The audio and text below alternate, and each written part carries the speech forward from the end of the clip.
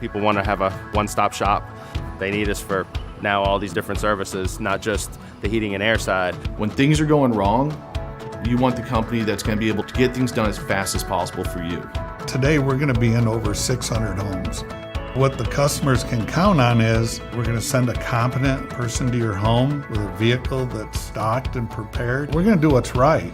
Right now, we're waiving our $79 service fee with any Coolray, Brite Box, or Mr. Plumber service.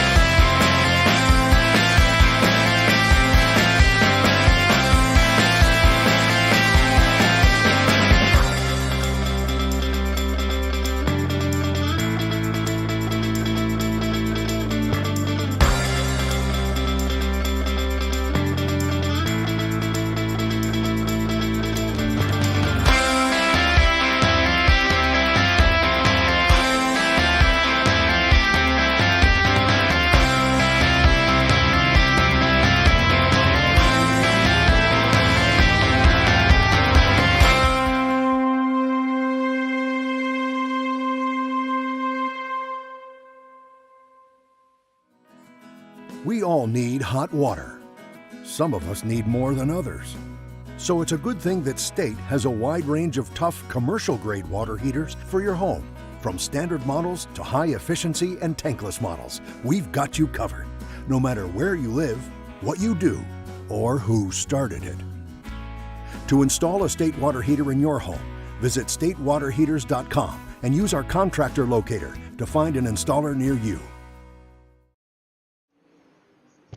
Good evening, race fans. We are back in action tonight at Volusia Speedway Park for night 2 of Coolray WinterNationals at Volusia. If you didn't tune in last night, you missed a heck of a show as John Foskey was able to get past Dylan Perry in the last corners of the last lap to claim victory. I'm joined tonight by my broadcast partner, Adam Johnson. Adam, I know you weren't here last night with us, but you surely tuned in and saw what happened on the track.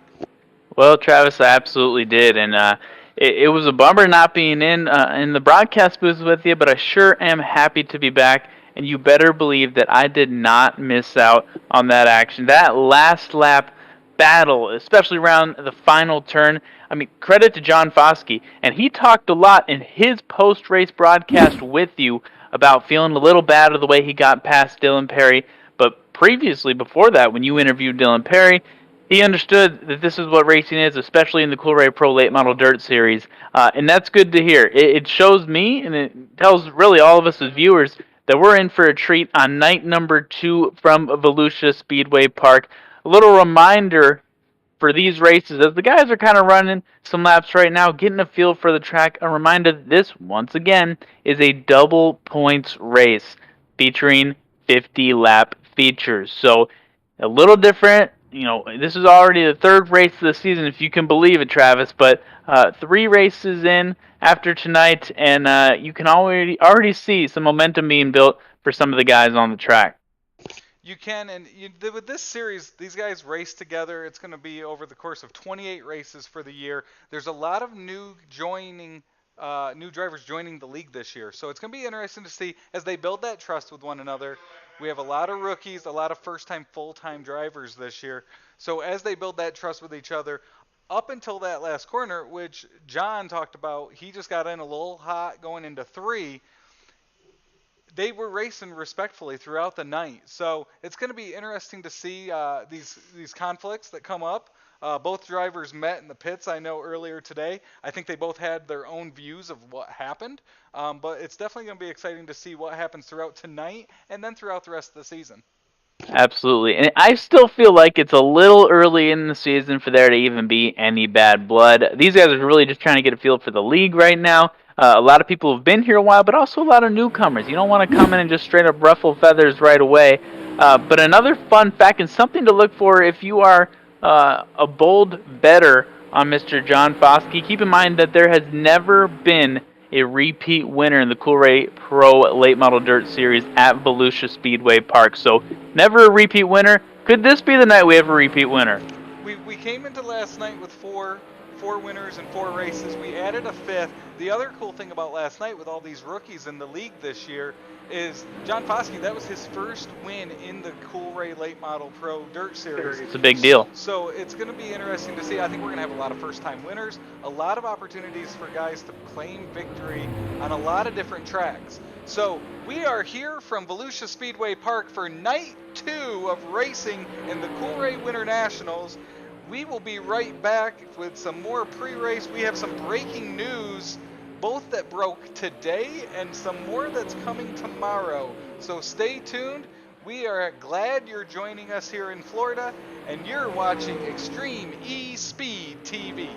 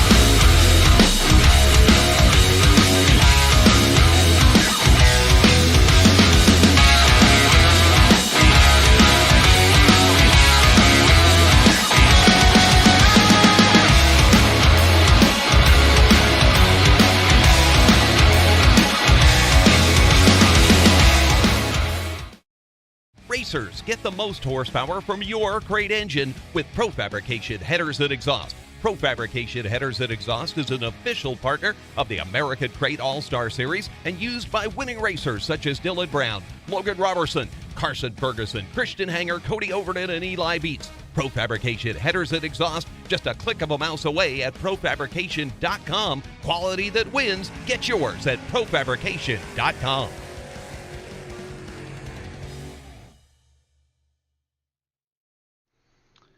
Welcome back to Volusia Speedway Park. We are back for night number 2 of Coolray WinterNationals at Volusia.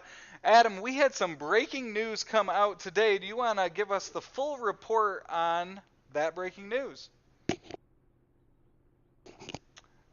So, Pro Dirt Late Model Series Director Cody Early passed along that a legend in the series, 3 years in, Chase Wascom, winner of 13 career Coolray Pro Late Model Dirt Series wins, is going to step away for a little bit. He's going to touch base. He's going to spend some time with his family, step away from racing to focus on his real dirt racing career. So as I mentioned, obviously the far and ahead leader in victories, stepping away for some time. Obviously we're wishing him the best, as he's obviously doing it for great reasons, spending time with his family, going to focus on his career on the track. So we wish him best of luck. And then, Adam, we have some other breaking news coming up tomorrow from the league.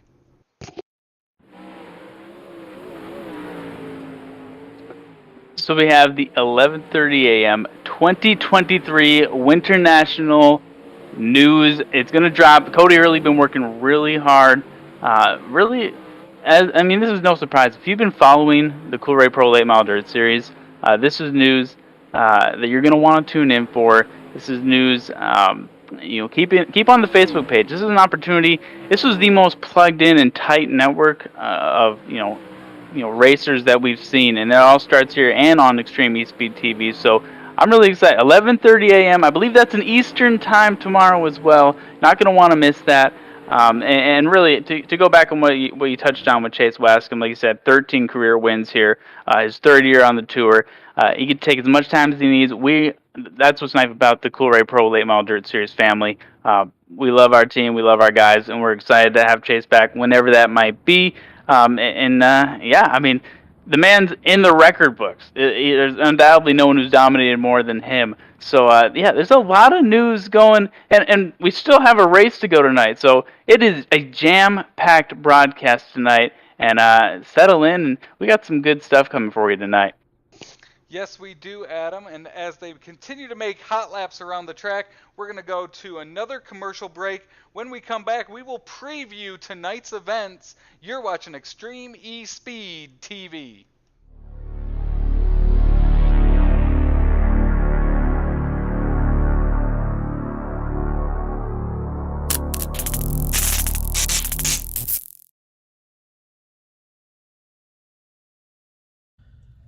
Hello, my name is Benny Boudreau and I created the Springrthm app. The Springrthm app allows someone who doesn't have access to a Spring Smasher to be able to set their car up to their manufacturer's suggested install loads and center to centers, as well as be able to figure out their dynamic loads, as well as make adjustments to them to make their handling of their car better. For someone who does have a Spring Smasher, Springrthm will greatly reduce the amount of time to figure out those new stack setups by allowing for instantaneous spring rate changes as well as load changes. Springrthm will even make sure that your setup doesn't coil bind at the loads that you're trying to hit. For only $4.99 a month, you too can have access to the same information that top late model teams across the country are using to gain a competitive advantage.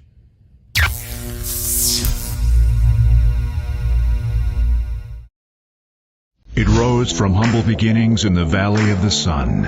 A sprint car racer saw the need for racing shirts. And now, the vision of Carl Korbacher has resulted in Arizona Sport Shirts helping racers across America spread their message. For the best custom designed shirts, hoodies, caps, koozies, and much more, go to ArizonaSportShirts.com. Be part of history. Arizona Sport Shirts, the original racing shirt.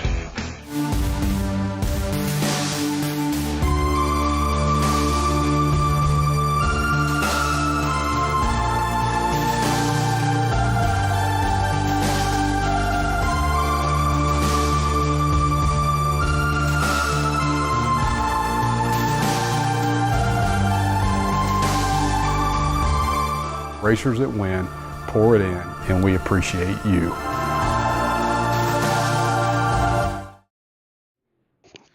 Welcome back to Volusia Speedway Park. Guys are making final hot laps of the evening out on the track as we tune in. Adam, I want to take the time right now. Obviously, we had a great competitive race last night. Looking at the field for tonight, any drivers sticking out to you as we head into night two?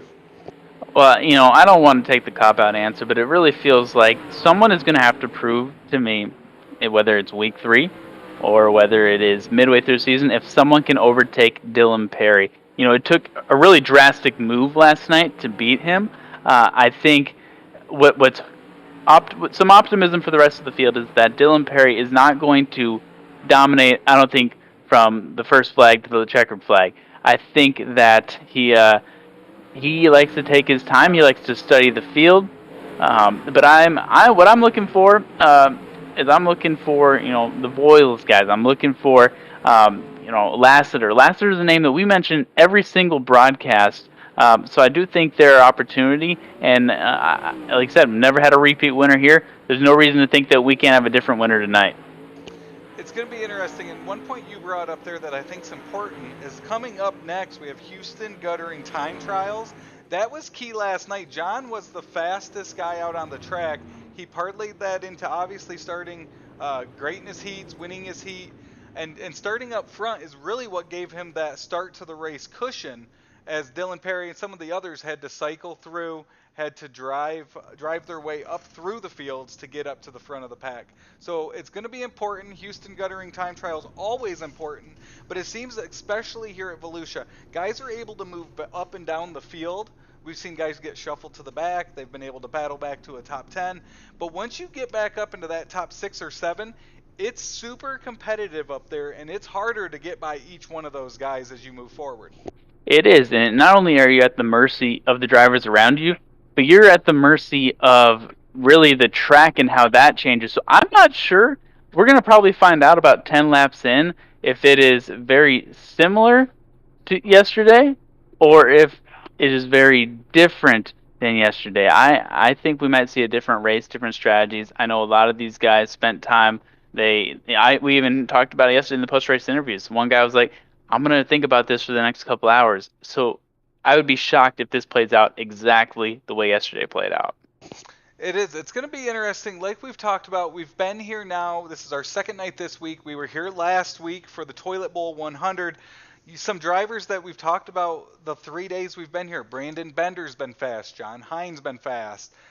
Jacob Lassiter ran up front. We saw Tater Williams, the 2 nights we've been here, has really moved up and down the field throughout the night. He's been caught up in a couple misfortunate wrecks that's really set him back at times, but he's been able to battle back up front when he does fall back. So I think that the time trials and where they shake out in the heats is going to be really important as they head into that 50-lap feature tonight. And speaking of that 50-lap feature tonight, it's another double points night. So we saw a lot of guys move up in the point standings last night, taking advantage of some good finishes. There's a couple guys that are going to need to rebound tonight and try to pick up as many points as they can. Absolutely, and they're guys that we know their names, and that's what's difficult about this. Is yesterday we saw what was it, first 12 to 15 laps, we already had 5 cautions. You can't do that. It's a double points night. If I'm driving out there, I'm playing a little more conservative in the beginning. I'm taking what the track is giving me. I'm not always playing the guy right in front of me because one slip up, monkey see, monkey do, and I do not want to fall into that trap. So I want to play safe. If there's anything to learn from yesterday, it's that we don't need to have 5 cautions in the first 12 laps. I think we're going to see these guys kind of fan out a little bit more, and maybe this gives us an opportunity to focus on all the guys who are battling in the middle of the pack. I talked to League Director Cody Early after the race last night, and if you might have noticed, after about the 4th or 5th caution, they went to single-file restarts. It allowed them to stretch out, get some laps in. They had about a 10-lap green run after that, and really that helped set the rhythm for the rest of the night. It really stretched them out a little bit, but then any caution or restart after that, it reset it. So when they went back to double file restart, they were able to stay racy. They were able to stay going the right way, and it really helped fix the rhythm of everyone out on the track. And it made the product look great. I mean, I tuned in, like I said, I was able to tune in for almost all of that race, and there was nothing more entertaining, especially when we got to like the last 20 laps. You really saw it was racing, and it was literally racing down to the final lap. Oh man, I wish I was there in the broadcast booth with you. But when you threw those Coolray replays up, I mean, it's unbelievable. And like I said, there's no reason not to believe this night is going to be better than anything we've seen yet from Volusia. Really anything we've seen yet in this early season. So we've got some names to watch, and really it starts pretty soon when we can focus on some of these guys during the Houston Guttering time trials. So I'm getting ready for it. The drivers are finishing up their drivers meeting. They're going to head out for Houston Guttering time trials here shortly. We're going to take one more break before we go to time trials. You're watching Extreme eSpeed TV. We take many precautions to stay protected. Online protection requires the same amount of precaution. Cybercrime is a $6 trillion industry. Roughly 158 people fall victim to this type of crime every second, and a business will be compromised every 11 seconds. In the last 3 years alone, the number of malicious websites has increased by 130%. Bottom line, you need protection from someone you trust. Call Computer Pros for protection plans as low as $4 a month.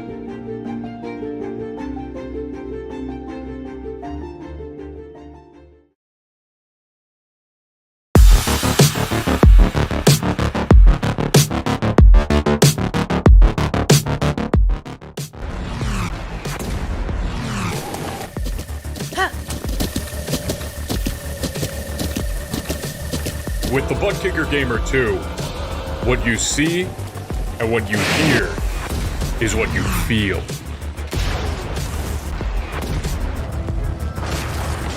ButtKicker.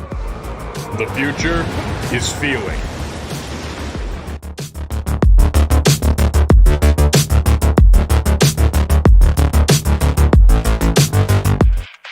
Dyer Trucking in Mohawk, Tennessee is family owned and operated, and their main goal is to always please their customers and deliver their freight in a timely manner. If you need it hauled and you're in East Tennessee, the number you need is 423-393-4229. That's 423-393-4229. Dyer Trucking's also on Facebook. Pick up the phone and give Brad and his family a call today. Dyer Trucking. If you need it, they can get it. Find them on Facebook. New year, new season. Extreme eSpeed TV brings you live coverage of the Light Electric Company Next Gen Series. See the Next Gen Series' biggest stars battle in iRacing's most competitive series. Elbows up, hammer down action. The Light Electric Company Next Gen Series, live on Extreme eSpeed TV. Your home for everything eSpeed. Welcome back to Volusia Speedway Park for Night 2 of Coolray WinterNationals. We are about to head into Houston Guttering Time Trials qualifying, but before we do, Adam, as we go into time trials, anyone sticking out to you tonight for the fastest time? Well, this might be bad news for a lot of the field, but if we look at some of the best times from practice, John Foskey, you may remember him from last night. Well, he's got the second best lap time at 15.84, just barely behind Justin Thompson. So you look at the top three with Steven Spees rounding that out. I mean, these are rookies to the league, but as we talked about really during the break, these are not rookies to dirt track racing.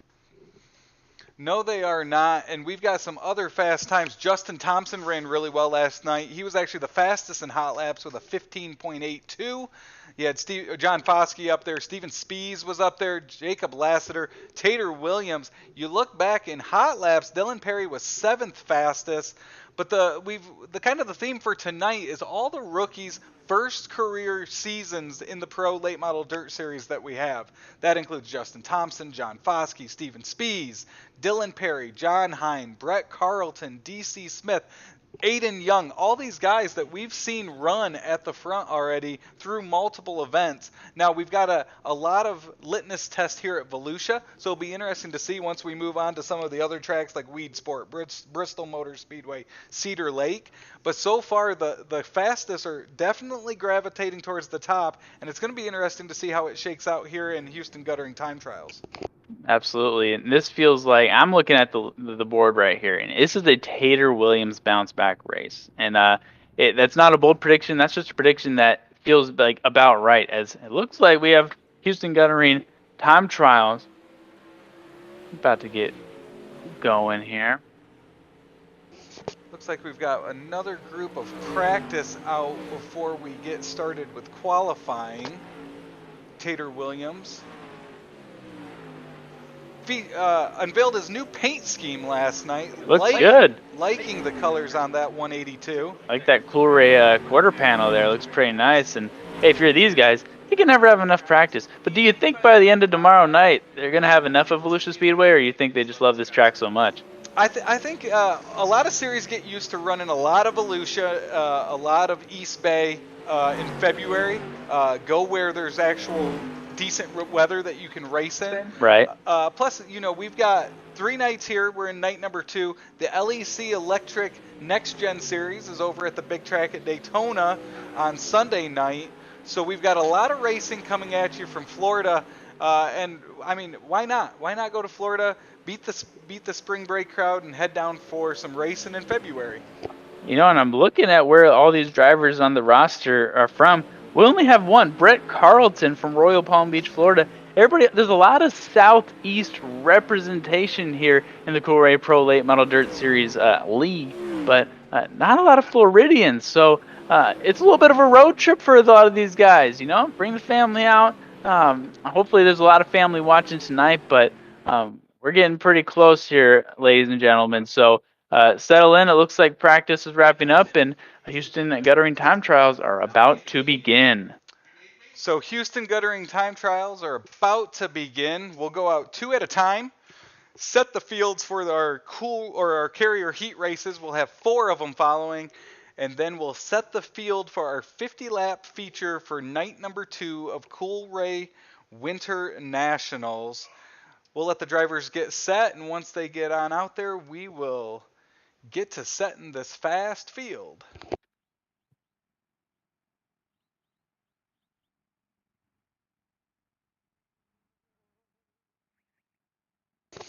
As we mentioned, John Foskey set the fast time last night. We'll see how that shakes out. We talked about Justin Thompson's been fast.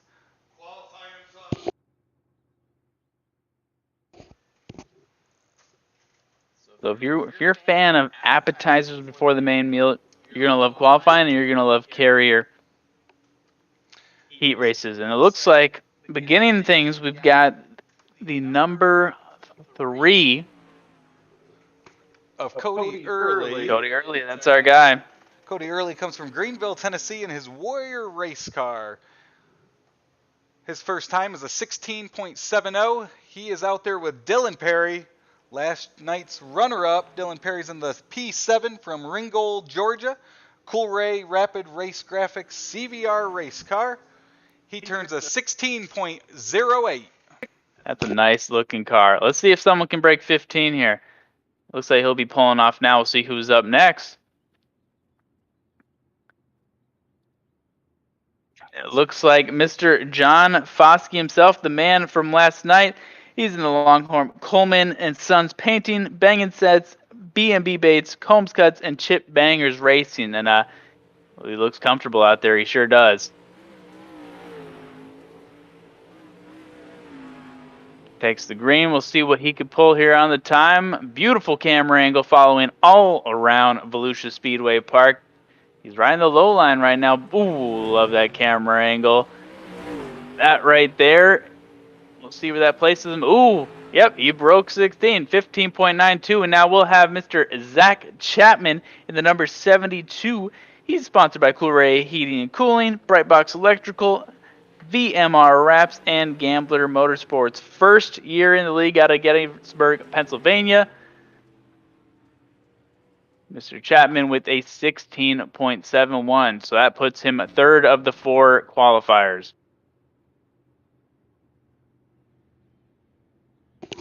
Next out on the track is the 98 of Justin Thompson. Justin comes from Fairmount, Georgia in his Hood Up Motorsports. Thompson Designs, Sim Motion US, Sim Magic, Dirt Chasers Media. He'll come around and take the green for his first lap. Justin ran really well, really stayed in about the top 6 throughout the feature last night. Different strategy. He's going high in middle lane right now. Comes out of 4 for the first lap. He will shoot to third with a 16.23. Right behind him is John Hine, his first lap out. We saw John very fast last week in the Toilet Bowl 100 here at Volusia. Comes off a 4. His lap ends up being third fast with a 16.13. He currently sits third. Wow, these guys are one-upping each other. So let's see if maybe we could do it again. We got a few more cars to get out there, right?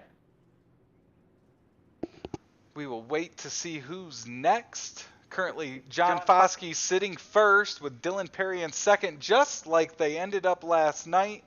Next out on the track is the 69 of Aiden Young. We've got the nice 69 of Aiden Young with Capital Race Cars. He's sponsored by the Cruise Shop, cruisefw.com, VMR Wraps, Coolray Heating and Cooling, and Gambler Motorsports. So, running some nice laps. Love that color scheme right there. Reminds me of Andy Piercefield's ride, but right now we are all focused on the number 69 of Aiden Young. Had a strong run last week. Let's see if we can start the night with some qualifying. Let's see what this one puts on the board. That'll bring him up to 5th with a 16.28. Respectable run there from Aiden Young.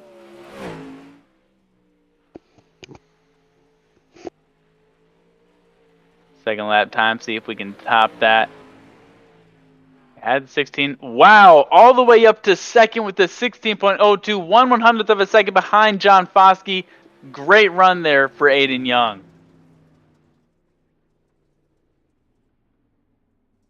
He'll bring it to pit lane, and he might not want to touch that car. Whatever he did, it is working. Up next is going to be the number 12 of Jordan Van Westen from Del Rapids, South Dakota, in his Elite Chassis Mid-State Machine, bodies by FRC, Rosenbauer of America, Pizza Ranch, Norby's Bar and Grill, TNC Self-Service. He's out for his first lap.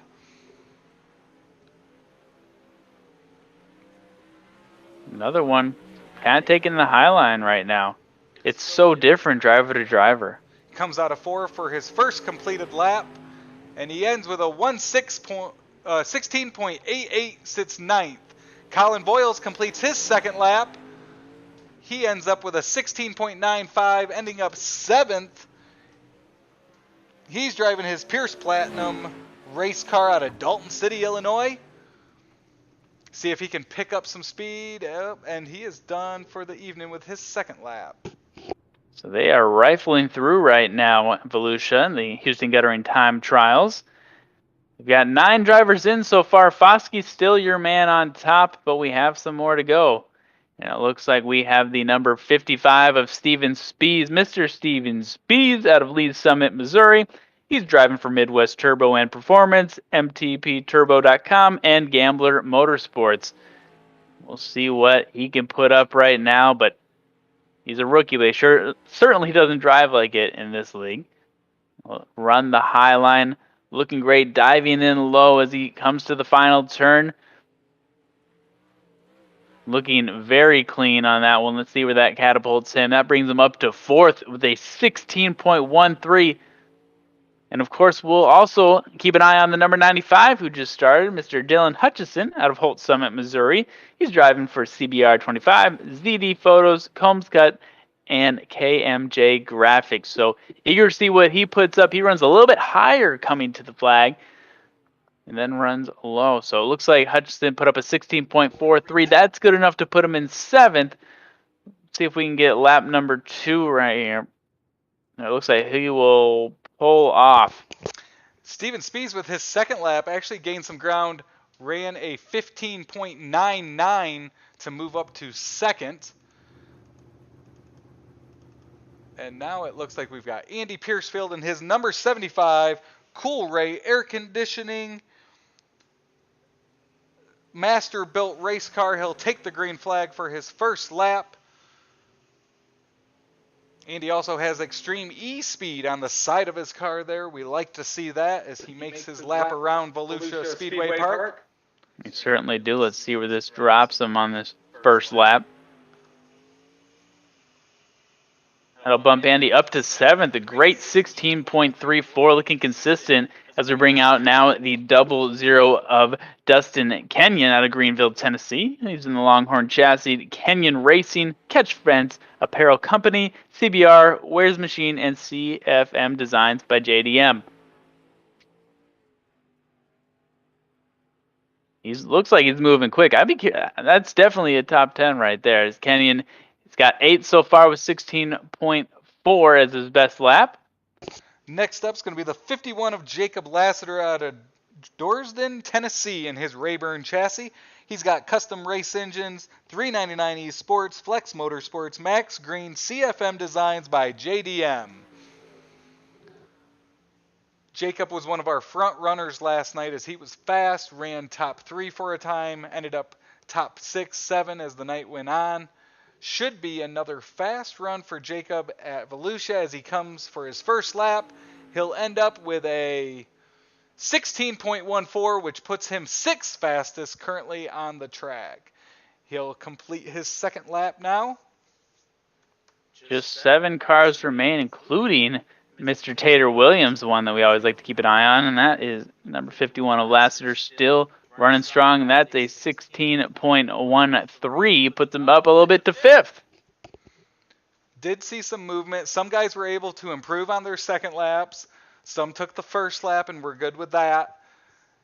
Currently have John Foskey, Steven Spees, Aiden Young, Dylan Perry, and Jacob Lassiter as our top 5 in Houston Guttering time trials as we wait for the next group to hit the track. That's right, 7 to go. You know, Cody Terry, Tater Williams, Brian Voiles. There's some names that I'm getting kind of excited to see, and it's just, not just, but it's qualifying. This is the time trials. Ooh, and it looks like we're bringing out the number 112. 117, my apologies. That would be Joshua Johnson out of Waynesville, Georgia. 16.94 on the first one around. He's driving with Vortex Wraps, KHJ Powder Coating, and Vortex Motorsports. Let's see what that second one brings up. That brings up from 16.76. It looks like he might stay right in that position as Tater Williams runs out there. Tater put up a good 8th place, 16.21 best lap so far. Tater Williams making his rounds, and he, of course, out of Clifton, Kentucky. Got Coolray Chip Bangers, Combs Cuts, B&B Custom. And then we'll also bring out the number 22 of Brandon Bender out of Minford, Ohio. B&B Baits, Combs Cuts, Bangin' Sets, and CBR.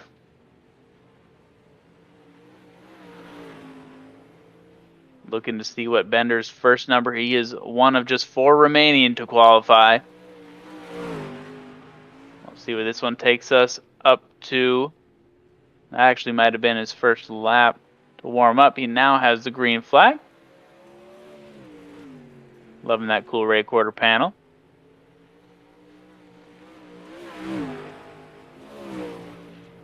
That'll put Bender in 12th with a 16.46. And that brings us to our next driver. That's Brett Carlton as he makes his laps. His first lap shoots him up to 8th on the board with a 16.21.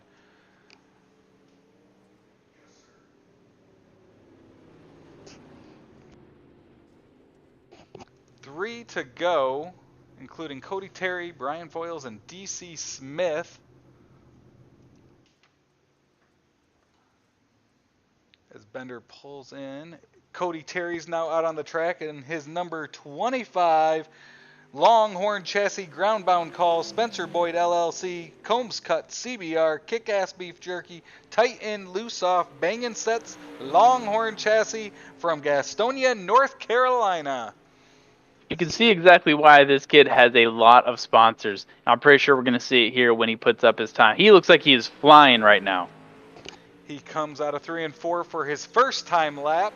Ends up being a 16.5, puts him 15th on the board. DC Smith makes his first lap. DC Smith, Riverside Fabrication, CBR, B&B Baits, Combs Cuts, and Bangin' Sets by CBR. And it looks like Cody Terry with a 16.44. DC Smith, first one with a 16.54. So a little surprise right now to Cody Terry. Thought he'd be a little bit quicker, but hey, maybe he's saving it for the race. And DC Smith shoots up to 11th with his second time of a 16.32, as we've got one driver left to set the field for our carrier heat races. It's going to be the number 41 of Brian Voiles from Decatur, Illinois. He's in a Longhorn chassis, dependable concrete, Hoosiers by Smash, iFlag, Maverick Simulations, and he is out to make his qualifying run as he'll take the green flag, our last driver in Houston Guttering time trials.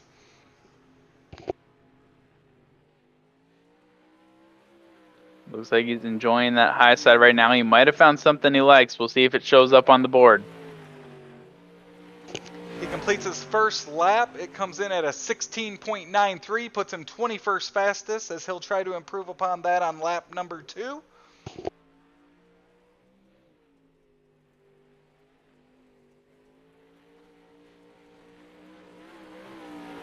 He'll bring it across and see if we improve. Brings him up to 17th with a 16.53. So, got it all finished up here. Ready? 2 nights, 2 time trials by Houston Guttering, and 2 fast times by John Foskey. So we are going to take a moment here as they get ready for our carrier heat race number 1. We'll set the field here. What's your takeaway from time trials there, Adam? We had some fast cars that we expected, and if you look at the board, the top 8 are all rookies except for Lassiter in 5th there. These first career, full-time years in this series. Anyone sticks out to you as we head into the heat races? Well, it's teaching me not to be comfortable. If you're in the Coolray Pro Late Model Dirt Series, you don't want to be comfortable because, yes, they all say rookies, but never let the R on paper fool you. So I think John Foskey, that's got to scare everyone else in the field. Foskey already crushed it yesterday. I'd be like, man, he's at it again. But I mean, we got the heavy hitters at the top of the field. One that we talked about, Lassiter. I want to see him improve a little bit. And he's 5th right now, but I feel like he could finish top 3 tonight. What about you? Well, it shows how deep this field is. You've got John Foskey up top, but you have Brandon Bender in the top 10 as we get ready for our Carrier Heat Race number 1.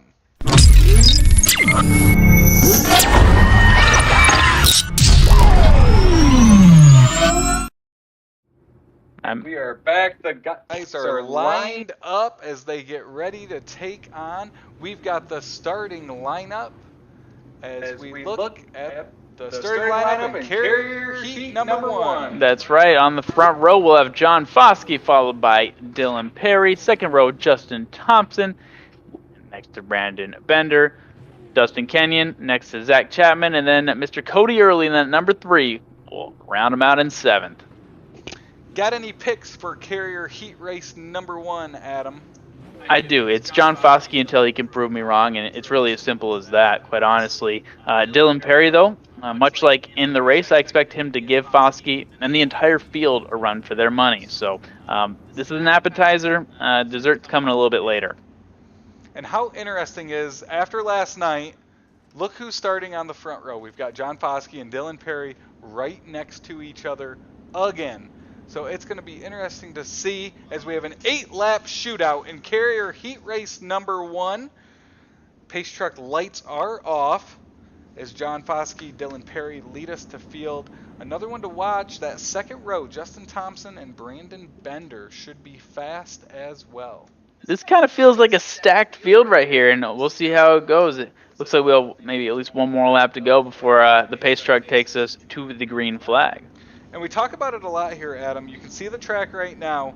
1 and 2 starting to darken up, especially after Houston Guttering time trials. A lot of guys sticking there to the inside middle of the track.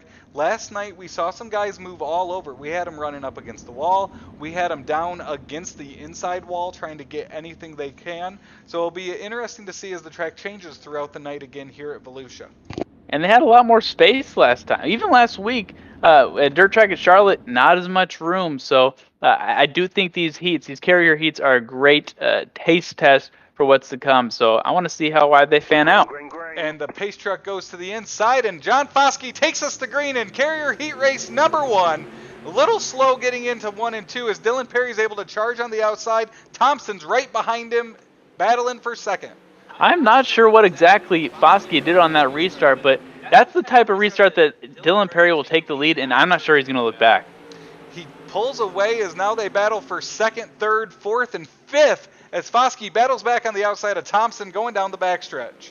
His recovery is nice as he's holding tight in that second, but Justin Thompson, he's no fool to be messed with. He's going to try and give it best run not only to Foskey, but Perry as well.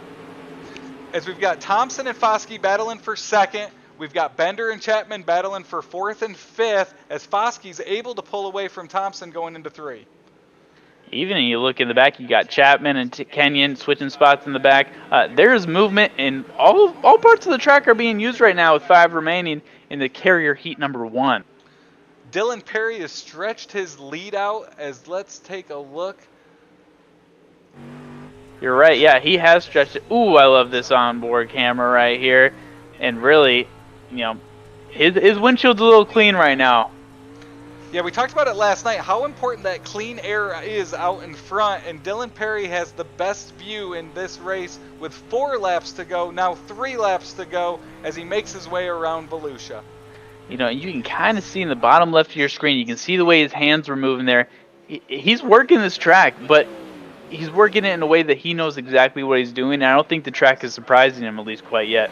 Thompson's now making his move on Foskey as they were side by side through 3 and 4. He's still trying to get that position as these will set the field for tonight's feature.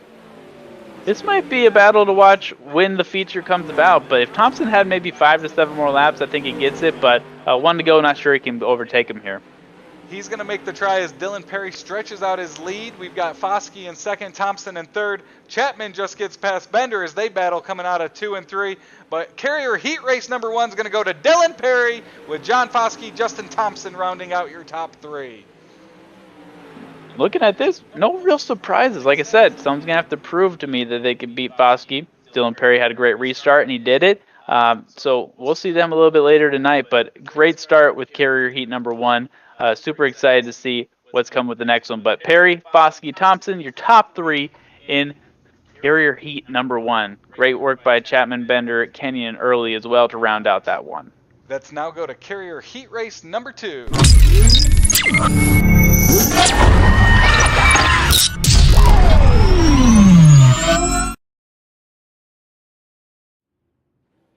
We get ready as they've now made their way out on the track for Carrier Heat Race number 2. We've got Steven Spees starting first.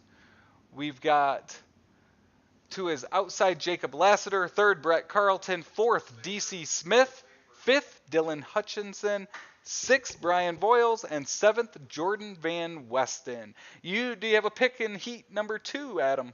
I'd say of all the heats, this is one that's kind of an enigma, but I have to say Spees. I'm taking Spees, and I'm watching Hutchinson to see if he can get top 3. I think 5 up to 3. I got a lot of expectations for Hutchinson right now.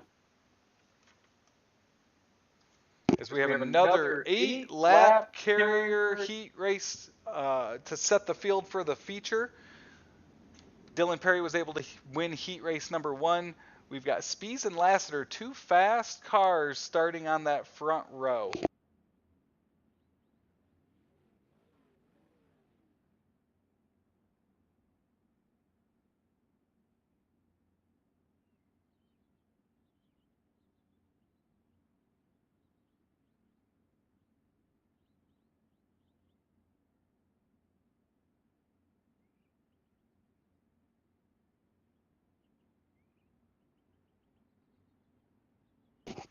As we go to green, Spees will send us to green at Volusia.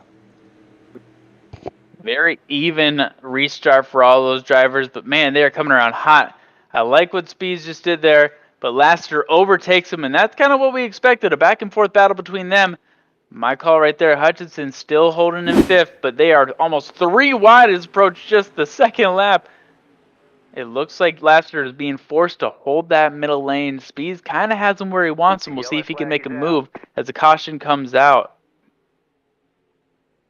We'll have to see here what exactly happened. They were battling their first 3. It looks like we got a Voiles crash. Brian Voiles, see if we can pull the Coolray instant replay. It might have just got turned around, a little messed up, and race control thought it'd be wise to throw out the caution flag. So thanks to that Coolray instant replay, we're going to restack here in Carrier Heat number 2. Pace truck will bring them around. That was really intense racing for a heat race from Jacob Lassiter and Steven Spees, but don't count out Carlton.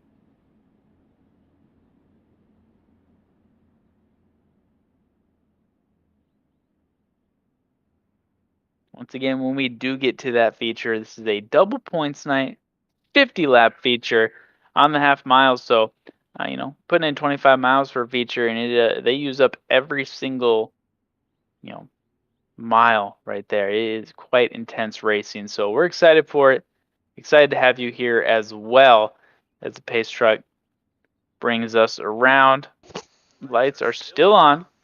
So we'll do another lap as they clean up the track.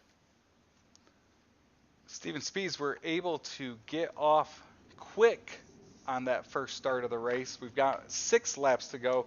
Looks like the iRacing pace truck has turned off his lights as we will go back to green this time around.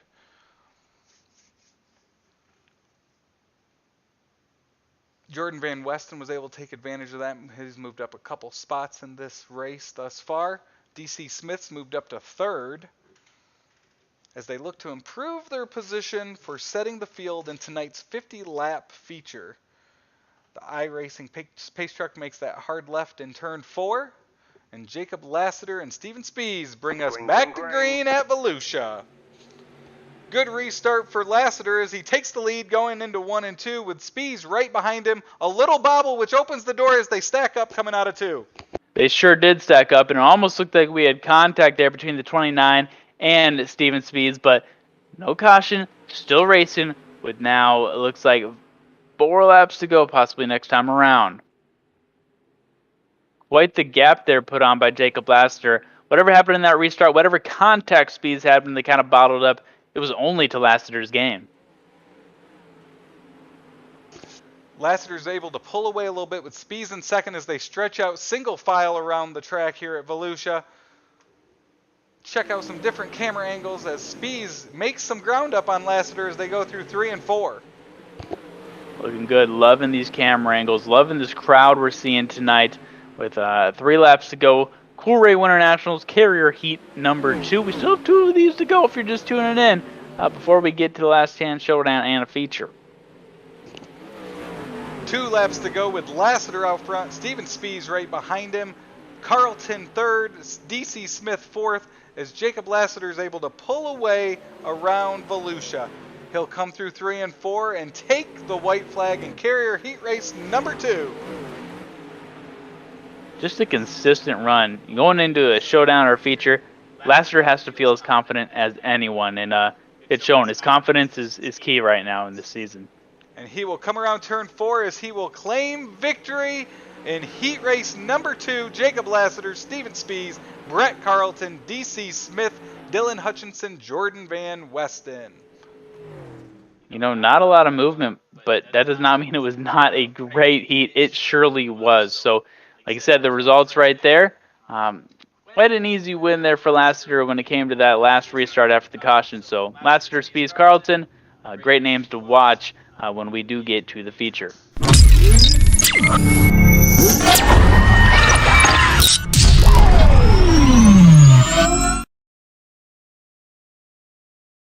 To Carrier Heat number 3. We'll have Young and Hine on the front row.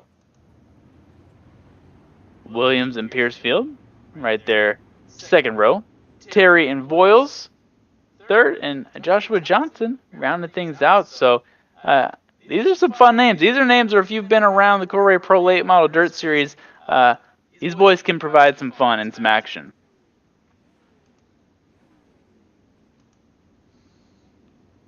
So we will see what they can do. Aiden Young had a really strong race for a lot of it last week. There were points last week where, you know, at the dirt track at Charlotte where I thought it was going to be Aiden Young's night. Didn't happen that way, but his night is coming, whether it be tonight or at some point during this season. It's going to be interesting to see with Aiden Young, John Hine, both fast cars last week, like we mentioned. You've got Tater Williams. One to watch is that Cody Terry machine, that number 25 on the inside of lane number, or row number 3. As we've got some beautiful cars in this heat, as the iRacing Pace Truck leads us around for the last lap before going green in Carrier Heat Race number 3 at Volusia. They look stacked and ready. A lot of blue hues in this group right here. The Pace Truck heads to the inside, and they are green at Volusia with Aiden Young getting a great start on the inside of John Hine. Great start indeed. Right in that low line. He is holding it tight with no regard for what's going on above him. Able to just fend off Hine right there. Ooh, and suddenly Tater Williams out of nowhere comes in front of Andy Piercefield. Andy continuing to run strong in that 4th place spot, but it looks like Hine is overtaken, and it looks like Tater Williams is overtaking everything as he's about to get past first. What a run from Tater Williams. He looks calm, confident, and pretty cool right now. And he moved his way up there quick as they go down to 6 laps to go. But Hine's battling back strong on the inside. Tater's able to pull away on the outside. Aiden Young gets into the wall coming out of 2 as we've got tight racing throughout the field. It just looks like Tater Williams was shot out of a cannon. He can't be stopped right now. And he moved up there quick. He started in the inside of 2nd row and was able to make his way through the field in about a lap and a half as he's now able to pull away from John Hine. with Aiden Young now settling back into third as they stretch out single file around Volusia. This might have me change my pick for tonight. Tater Williams, we said, don't count this guy out. He doesn't have a win after the first 2 races. Who cares? This guy knows how to win the Coolray Pro Late Model Dirt Series, whether it's a heat race or whether it's the feature. And the way he's running right now, you can't tell me anyone looks better, at least. And the night is young, but for now, it's Tater's night. And we were talking about it last night with John Foskey. We were talking about once he got behind Dylan Perry, what is he able to do? And he said he just followed his path, saw what he was doing. Maybe that's what John Hines doing right now is he collects that memory, sees what Tater Williams is doing out front, and then take that thought into the feature tonight as he moves up the track as they'll take the white flag at Volusia. Tater Williams in the lead. Important thing here for these guys is just run the track, hit your lines, and really leave this feeling confident no matter where you finish. Confidence is going to be key for a night like this. Hines able to make up some ground in 3 and 4, but it's Tater Williams taking carrier heat race number 3.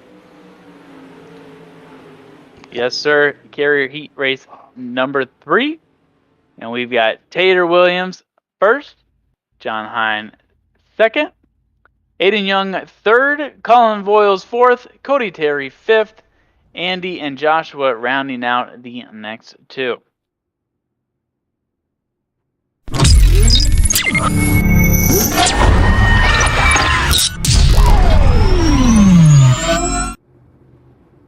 And they are lined up for carrier heat race number 4. Oh, actually, I'm sorry. This is the last chance showdown. We've got Brandon Bender starting first, Dylan Hutchinson second, Cody Terry third, Dustin Kenyon fourth, Jordan Van Westen fifth, Andy Piercefield will start 6th, Cody Early 7th, and Brian Voiles 8th, and Josh Johnson 9th, rounding out the field. This is an interesting group because it's the last chance showdown, but it's really an opportunity to show us as viewers what we have in kind of the middle of the pack tonight. You know, I'm looking for a couple of these guys in this last chance showdown to show up in maybe the top 5 tonight, if not better. But one of these guys will be in the mix tonight, and that's why it's exciting to kind of have opportunity to watch them all at once. So we're going to have 12 laps in this Comb Cuts Last Chance Showdown. We've got some fast cars. You got Brandon Bender starting first. Cody Terry's there in row 2. Have some other guys like Andy Piercefield, Jordan Van Westen, going to try to improve their starting position for that 50-lap feature tonight. And we've seen some fast cars in this last chance showdown, so we will see who can make up some ground and put themselves in better position before the feature. And you know, I'm not convinced that being in the last chance showdown is bad at all. It gives you more laps on the track, more practice with other cars around you in a competing sense. So if I'm in this, there's nothing but gain to be had here. Well, and we saw it last week. John Hine was in the last chance race at the Toilet Bowl 100. He took that momentum and that repetition into the feature and then ended up racing up to a top 10 finish. So you can definitely use it to your advantage. You absolutely can, and I'm pretty sure all those drivers out there, all 9 of them, are thinking the exact same thing. The iRacing pace truck takes that hard left in turn 4. Brandon Bender and Dylan Hutchinson bring us to green at Volusia. We're the last chance showdown. Bender with a little bit of a push there, but Hutchinson riding the outside. Ooh, almost. Oh, there's contact in the back, and the yellow is out. A lot of contact in the back. We'll see if we can pull up that Coolray replay. But wow, that was evident clearly. And there was even contact between 1 and 2. Right there to the right of your screen, see if we can pull it up with Cody Early getting the brunt of this one. Slides up, gets into Voiles, and does not end well as it also takes out Joshua Johnson in turns 1 and 2. You hate to see that. We got to check on Cody later, but it looks like he's doing all right. But yeah, that was a gnarly hit. And like I said, between Bender and Hutchinson, there was even some, fender to bumper contact there. So contact all around. We weren't even a full lap in. No, we made it 1 lap around. They went to take that second lap and didn't make it through 1. Bender was able to pull away from Hutchinson there. Terry moved up to 3rd. as Cody continues to work on his car before coming back out. Yeah, I'd like to know what exactly happened. Cody is not the type of driver where you're going to see him literally flipped upside down very often, so something must have went wrong. Hopefully he can get it fixed, and hopefully he can get prepared for a big feature tonight. They're lined up double file as they'll make another lap around Volusia. We'll have some green flag action in this Combs Cuts Last Chance Showdown.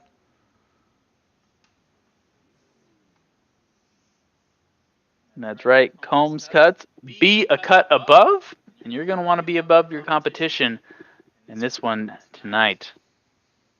So we'll go back to green without Cody early in this Last Chance Showdown. Pace truck lights are off. We've got Bender and Hutchinson on that front row. As they round 3 and 4, we will go back to green at Volusia. Another great start there for Brandon Bender, but flying around is that number 95. Wow, Dylan Hutchinson, like a rocket. He kind of looked like what Tater Williams looked like in the last heat race. And if you look back there in the pack, we got some 4-wide racing through 3 and 4 as Joshua Johnson, Andy Piercefield, the 12 of Van Westen get together, slow down. There's no caution as Joshua Johnson gets back to going, as Hutchinson is in the lead, rounding 3 and 4 with 9 to go. Good to see Cody early back there as well. He almost came back on the track at a terrible time when there was contact. The boys slowed down, no caution.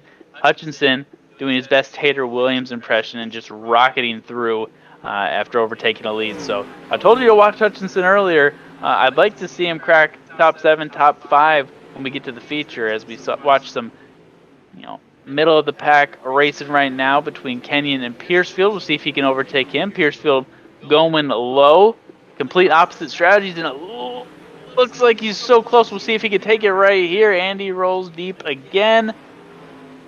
Oh, no contact, very clean. That'll be one to watch not only in this showdown, but tonight as well in the feature. And we saw this last night. Those guys that were running low would try to gain up some ground going into the corner. They would, but trying to get that momentum and that grip up off the corner is where they struggled, as Andy's been able to get up alongside Kenyon in that 00, but hasn't been able to complete the pass coming off the corner.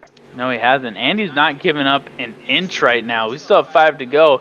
It looks like it's safe to say maybe he has the lead there. He's found that groove. Hopefully it doesn't change too much. Ooh, he gets crossed over there. What a move by Kenyon. Great fight back as the leaders, Hutchinson, Bender, and Terry, have stretched out the top 3. We watched the battle for 4th and 5th with Piercefield and Kenyon. They are back and forth right now. This is exciting. This is why we love that middle of the pack racing. Ooh, not a successful dive right there by Kenyon, as Piercefield takes a little bit of a lead, but there's no safe breathing room right now. Hutchinson's pulled away with Bender and Terry right behind him as we've got 3 laps to go. Andy Piercefield, who made it past Kenyon, now tries to gain on those top 3 as they stretch that lead out on those 2, as Kenyon and Piercefield battled for about 5 laps in this Last Chance Showdown. If I'm Hutchinson, if there's anything you wanted to try, any groove you wanted to try that you normally wouldn't in a race, this might be a time to do it.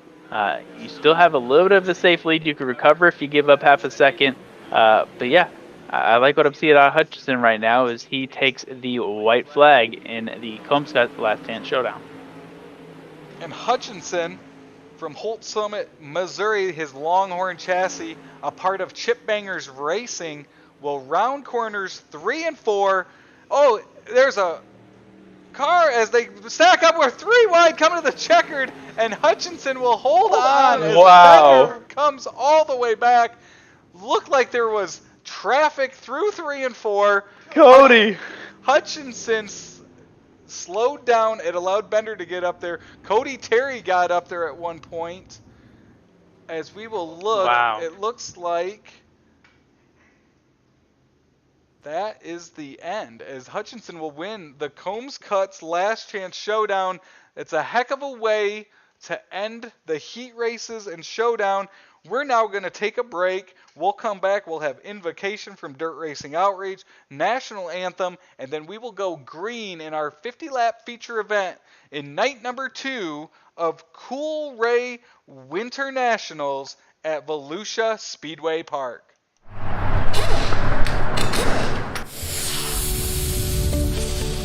.107 Tire and Service Center is your one-stop shop for all your car care needs, and they're now a Cooper Tire dealer. American tires for the American worker. Buy a set of Cooper tires and get free tire rotation and repairs for the life of the tire. They have a 12,000-mile or 12-month warranty on most repairs. Check out 107 Tire and Service Center. They're located at 6256 Irwin Highway, Chuckey, or call them at 423-620-4970. For all your car care needs, 107 Tire and Service Center. Family owned and operated. And their number one goal is your satisfaction. Find 107 Tire and Service Center on Facebook or call them today at 423-620-4970. People want to have a one-stop shop. They need us for now all these different services, not just the heating and air side. When things are going wrong, you want the company that's going to be able to get things done as fast as possible for you. Today we're going to be in over 600 homes. What the customers can count on is we're going to send a competent person to your home with a vehicle that's stocked and prepared. We're going to do what's right. Right now, we're waiving our $79 service fee with any Coolray, Brite Box, or Mr. Plumber service.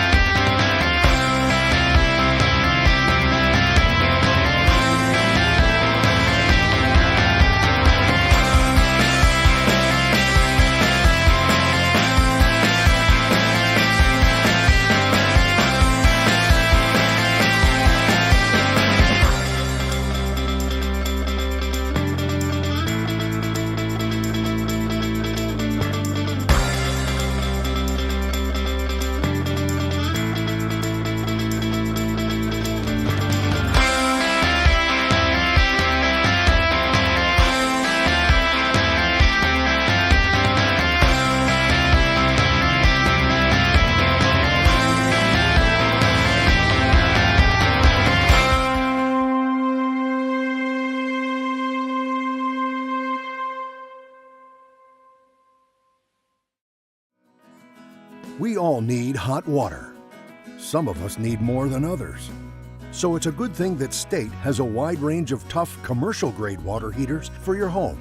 From standard models to high-efficiency and tankless models, we've got you covered, no matter where you live, what you do, or who started it.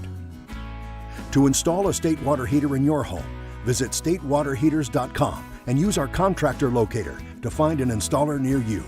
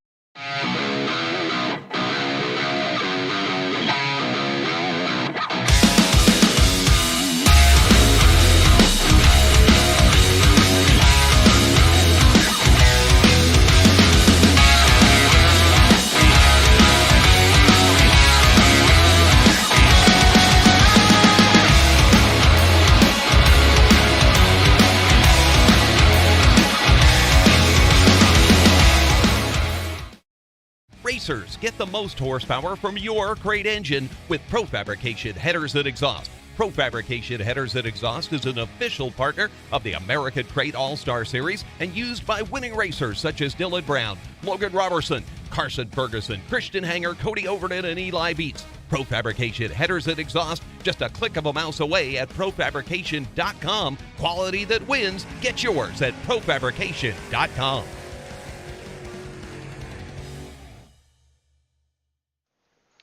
And we are back at Volusia Speedway Park as we get ready for tonight's 50-lap feature event. We've got dirt racing outreach for tonight's invocation. Good evening, everyone. Russ Ward from Dirt Racing Outreach. Thank you for the opportunity to join your program tonight, and we're going to lead you off for your tonight's invocation. Let's have a word of prayer. Our most gracious Heavenly Father, God, we thank you, Lord, for such a great day that you have blessed us with. God, we thank you that your word reminds us in James chapter 1, verse 19, to be quick to listen, slow to speak, and slow to anger. God, when we apply those things to our lives, Lord, we know that our lives are so much better. And when we're in racing, Lord, we know that we don't tend to remember those things. But God, I ask tonight you just remind our drivers, Lord, as they go forward, to be quick to listen, slow to speak, and slow to anger. And just be reminded that we're so blessed to be involved in a sport that we love so much and to be able to do the things that we're doing. So we just thank you, God, for your presence. We thank you, God, for your love, your grace, and your mercy. And we just ask all these things in Jesus' name. Amen. I forgot. And tonight's national anthem.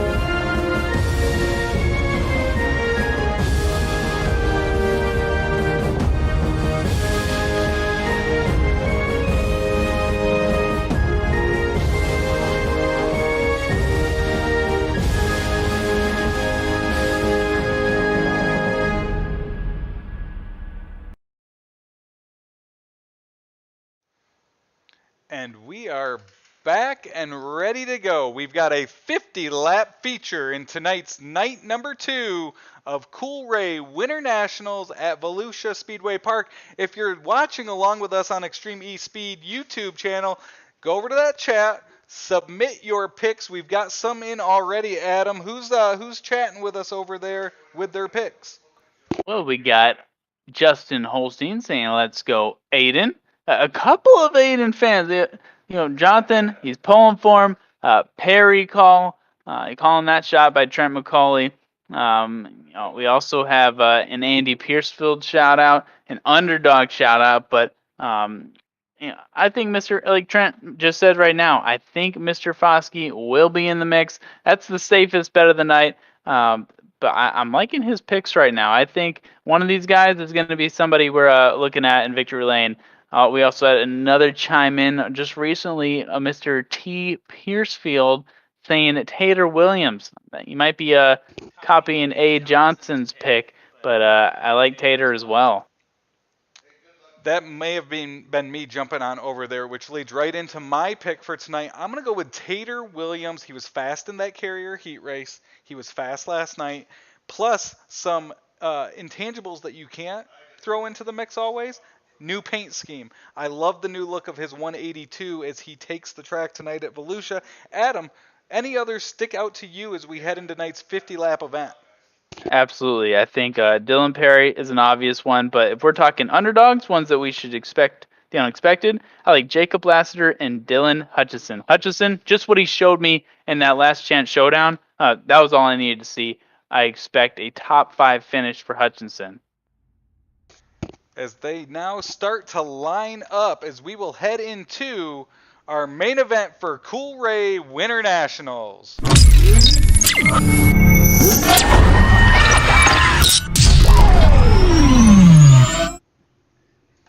I'm getting excited now. Now, is it more exciting having me back in the booth now, or what? Did you like being the one-man show yesterday? No, I am glad to have you back. You missed a heck of a finish last night. If anything ends like tonight, like last night, we're definitely going to be in for some excitement, especially when you have Dylan Perry and John Foskey up in those front 2 rows. They talked it through last night. They both had their own versions of what happened. But also, they talked today and didn't necessarily see eye to eye. They didn't see eye to eye, but the initial post-race reaction, no one was bashing the other. In fact, we saw an apology from Foskey. So Perry, he'll start on the front row with Jacob Lassiter. Right behind him, Tater Williams in the speedy 182, joined alongside John Foskey. Then we'll have Spees, Hine, Thompson Carlton, Young Chapman, Smith, and Voiles rounding out the top 12. Second half of the field will be Mr. D.C. Smith next to Colin Voiles, Hutchinson and Bender, Terry and Piercefield, a good combo right there, Dustin Kenyon and Joshua Johnson, Van Weston and Voiles, and Mr. Cody Early looking to do a lot better than he did in the last chance showdown. As they go 4 wide around Volusia Speedway Park, a salute to another great showing of fans here in Florida. They make their way around one of the coolest sights you will see at dirt racing, 4 wide. A little more space, you know, when he got a wide track like this a whole half mile, and now they'll get back into formation. As they break away, Dylan Perry out front will lead us to green for tonight's Coolray WinterNationals night number 2 feature event. Reminder, 50 laps, double points for the Coolray Pro Late Model Dirt Series. And no repeat winner at Volusia in this league, so expect a new winner, basically. Expect the unexpected. I think we have some fast cars. We know where they're at. We've got Justin Thompson starting 7th, Aiden Young starting 10th. Some good guys back in the field. It's going to be interesting to see who can move up through that field. But we'll also watch and see what Dylan Perry can do. We know he's fast. Foskey there in that second row. And Tater wants to join the party tonight as Dylan Perry brings us to green at Volusia Speedway Park. Great restart there by him. Tater, Dylan Perry went up high. We have contact there. And it looks like, that has to bring out the caution, and it does. Let's get the Coolray replay on this. Unbelievable start. It looked like Lassiter slipped up a little bit, got sideways, and Foskey had nowhere to go as Lassiter was trying to shoot that gap for the lead, and they will pile up in turn 2. We'll watch them reset after the first caution and get back to green. Dylan Perry, Tater Williams able to get through that. Some guys who benefited is going to be Steven Spees, moves up to 3rd, John Hine, Justin Thompson, Aiden Young, all the way up to 6th after 1 lap. Yeah, and Perry, he really took a swing. He went high. I think that caution might have saved him from losing the lead to Tater Williams, but Tater could take it right back on a restart here. But very fortunate timing for Dylan Perry. But I do believe Williams is going to overtake him, but there's so many laps to go. It looks like Justin Thompson, who was up there in the top 5, went into the infield to fix some damage. So he's back to 15th now. Plenty of time in this 50-lap event to get back up there and battle for a victory. Yes, if there's any time to be involved in a caution like that, get it out of the way early. And I guess things didn't change from yesterday. A lot of cautions early on. If we can see 5 right now, first part of the race, if we can see 5 uninterrupted laps, I think that'll be a big deal right now. get them stretched out. It's going to be interesting to see that clean air that we've talked about. We talked about it with Dylan last night. Talked about how important that was. Not going green. We'll see as they call off the green this time as they continue to reset this field. It looked like we had Van Westen, Lassiter, Foskey, Voiles, and Early in that one. Jacob Lassiter, John Foskey, obviously fast cars and some favorites for this feature event, will restart up in 18th and 19th. So a lot of ground to make up. It's going to be real fun to watch them try to make their way up through the field. I just want to see our guy Cody Early catch a break tonight. I don't know what happened to him, why he's got this bad luck on his shoulders right now, but we need to have a caution where he is not involved in it. Dylan Perry and Tater Williams on that front row. Steven Spies, John Hine in row number 2. iRacing Pace Truck leads the field around Volusia Speedway Park. We're at Coolray WinterNationals night number 2. As we'll make at least one more lap around as race control sets the field, make sure they're lined up in the correct spots as we get this feature back underway. We got a couple more picks coming in on the Extreme eSpeed TV YouTube. Justin Thompson, another one for Aiden Young. He's a popular man. Dylan Perry, great choice. And Spies, we have Ryan saying that Spies has a good shot at this. I do agree. He's running second right now. So a lot of great picks. Very wise audience tonight, and we appreciate you tuning in with us. And if you notice, Andy Piercefield's up there in the top 10 as we go back to green. Hunting the high side on YouTube has thrown his name out as we have a couple for that number 75 Coolray Hot Rod.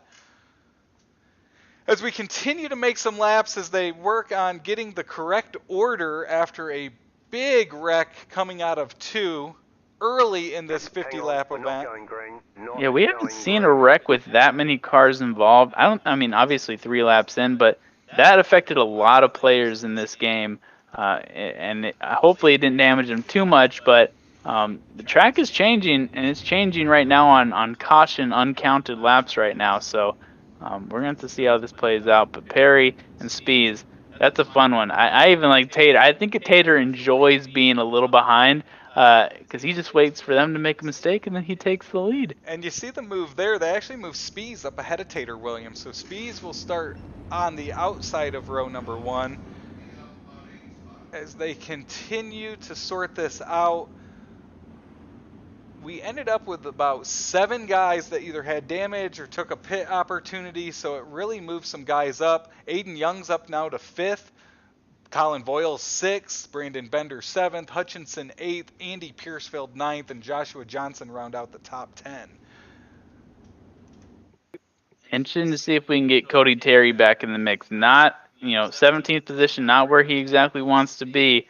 It looks like they're continuing to take some laps. There was a lot of carnage to clean up there, Travis. There was a lot to sort out there. A lot of cars got caught up in it. There was kind of the initial wreck, and then kind of a secondary wreck as guys caught up to the spot of the crime coming out of 2. One thing we do know is Dylan Perry is our leader, and when we go back to green, he will see what he can do. Now with Spies and Tater Williams and DC Smith, the ones with him in his sights for the lead. Just look at how many Coolray Pro Late Model Dirt Series rookies, quote-unquote rookies, are in that top 5 right now. I mean, Tater Williams is holding strong right now. And the pace truck takes his dive into the infield. We're going to go back to green with Dylan Perry leading us with Spies on the outside as they dive into turn 1 at Volusia. Perry with a little block on the restart, but he did not block Tater Williams, who has a very strong run going right now. But Perry was able to hold off Spies, as Spies takes right back from Tater Williams. We have a battle for second. Tater hangs on to the outside as Spies continues to battle on the inside. A lot of freed up space there right now for Mr. Perry. Wow, what a beautiful turn. The battle for second is intense right now. Tater's holding strong. We're going to see a lot of back and forth between he and Spies. but middle of the pack is where we're getting a lot of the competition, and we're starting to get a few laps in without a caution. A little different than what we saw last night, as they're pretty spread out, but we know how quickly that can change. Here we have Dylan Hutchinson, Justin Thompson, Colin Voiles, John Hine, and Aiden Young pulls back to them coming out of 2 as these guys battle for 6th through 10th. Up front, we've got Spees and Tater Williams still side by side as Dylan Perry continues to pull away. Yep, and the guys that we've talked about, and Aiden Young, Hutchinson already up to 6. He's up 7 since this race started. The caution helped, of course, but he's holding strong. Hutchinson does drop a little bit. Thompson running strongly as well, but Perry holding strong. Tater and Speeds, that's a battle we're going to have to watch, but whoever wins that battle for second, they're going to eventually have to figure out and formulate a plan to take over first. Dylan Perry continues to pull away. We'll ride along his Chip Banger Racing Coolray air conditioning machine as he drives around Volusia Speedway Park. Kids, if you want to take a lesson, if you want to learn how to be a dirt racer right now, look at exactly the way Perry is taking these turns right now. Perry won the first race of the season at the dirt track at Charlotte, and he's just consistent. He's the model for consistency. Just look at the way he swings it in there, or correct it, and just makes it look a lot easier than it is. You'll see as he enters the corner, he's middle of the track, and then as he comes up off the corner, slides up actually out of the groove, and then down the back stretch, down the front stretch, as he continues to pull away from this field. The best news that he can hear is that there's no caution, because his lead is, it looks like we have a 2.3 second lead. As the caution comes out, we'll see if we can figure out what exactly happened. That caution came out quickly, as we were just talking about a green flag run. Yeah, Dylan Perry was able to stretch his lead there, pull away a little bit, so Spees and Tater are really going to like seeing this caution flag come out, as we'll reset them. A lot of racing throughout the field, as Colin Voiles, Aiden Young, John Hine, all were battling there. And once we get this reset, I'm interested to see, I think John Foskey has moved on up as he continues his way up to the leaders.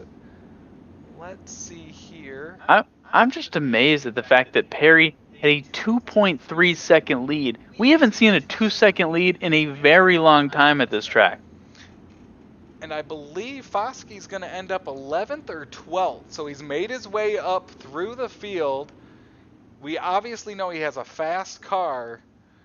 And when we go back to green, we're going to have to watch as, yep, he is just outside the top 10. He's in 11th, surrounded by John Hine and Andy Piercefield. That's a lot of traffic to have to get through, though. So not only, yes, he has the speed. Foskey has the speed. There's no doubt about that. He's going to need to navigate the chaos, though, if he wants to move up. We'll make another lap under caution. If you're joining us on Extreme eSpeed TV YouTube channel, we've got the chats open tonight. Shoot us a message. Tell us where you're watching the Coolray WinterNationals from tonight. We'd love to hear from you throughout the evening. We've had a lot of engagement. We've got some picks.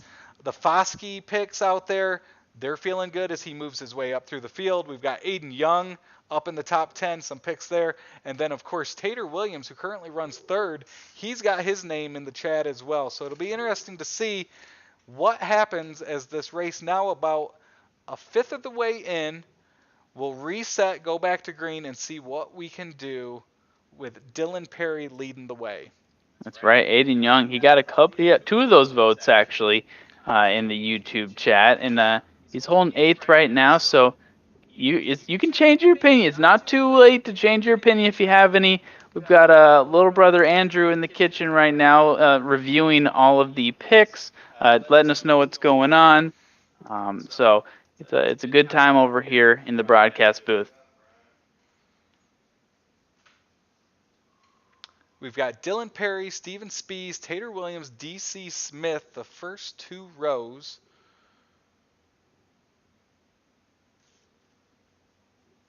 Like Dylan Perry, the iRacing pace trucks pulled away a little bit under caution here. See what you did there, yeah.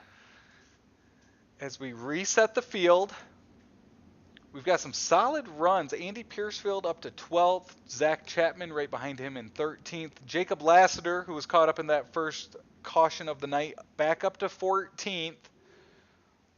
That's one thing we've seen here, both last week and this week so far, a lot of movement. If you end up falling back early in the race due to caution or just issues, ill-handling car, you're able to make your way back up if you have a fast car. And we've definitely got some fast cars back in this pack.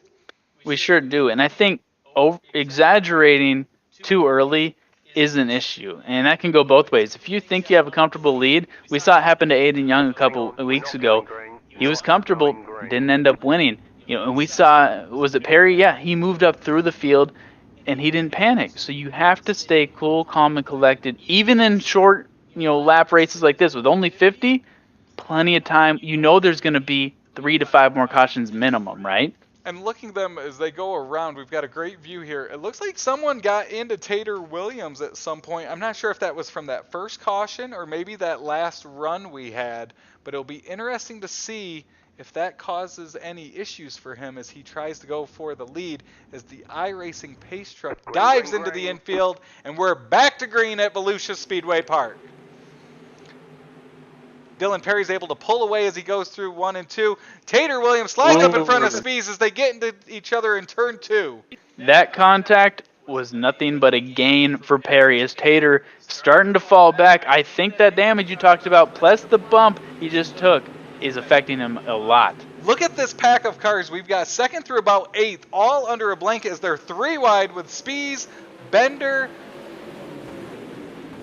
as they sorted out the 29 of DC Smith gets into the outside, Bender into the inside, collected Justin Thompson as well. Oh, DC Smith goes around. He is still spinning, now upside down.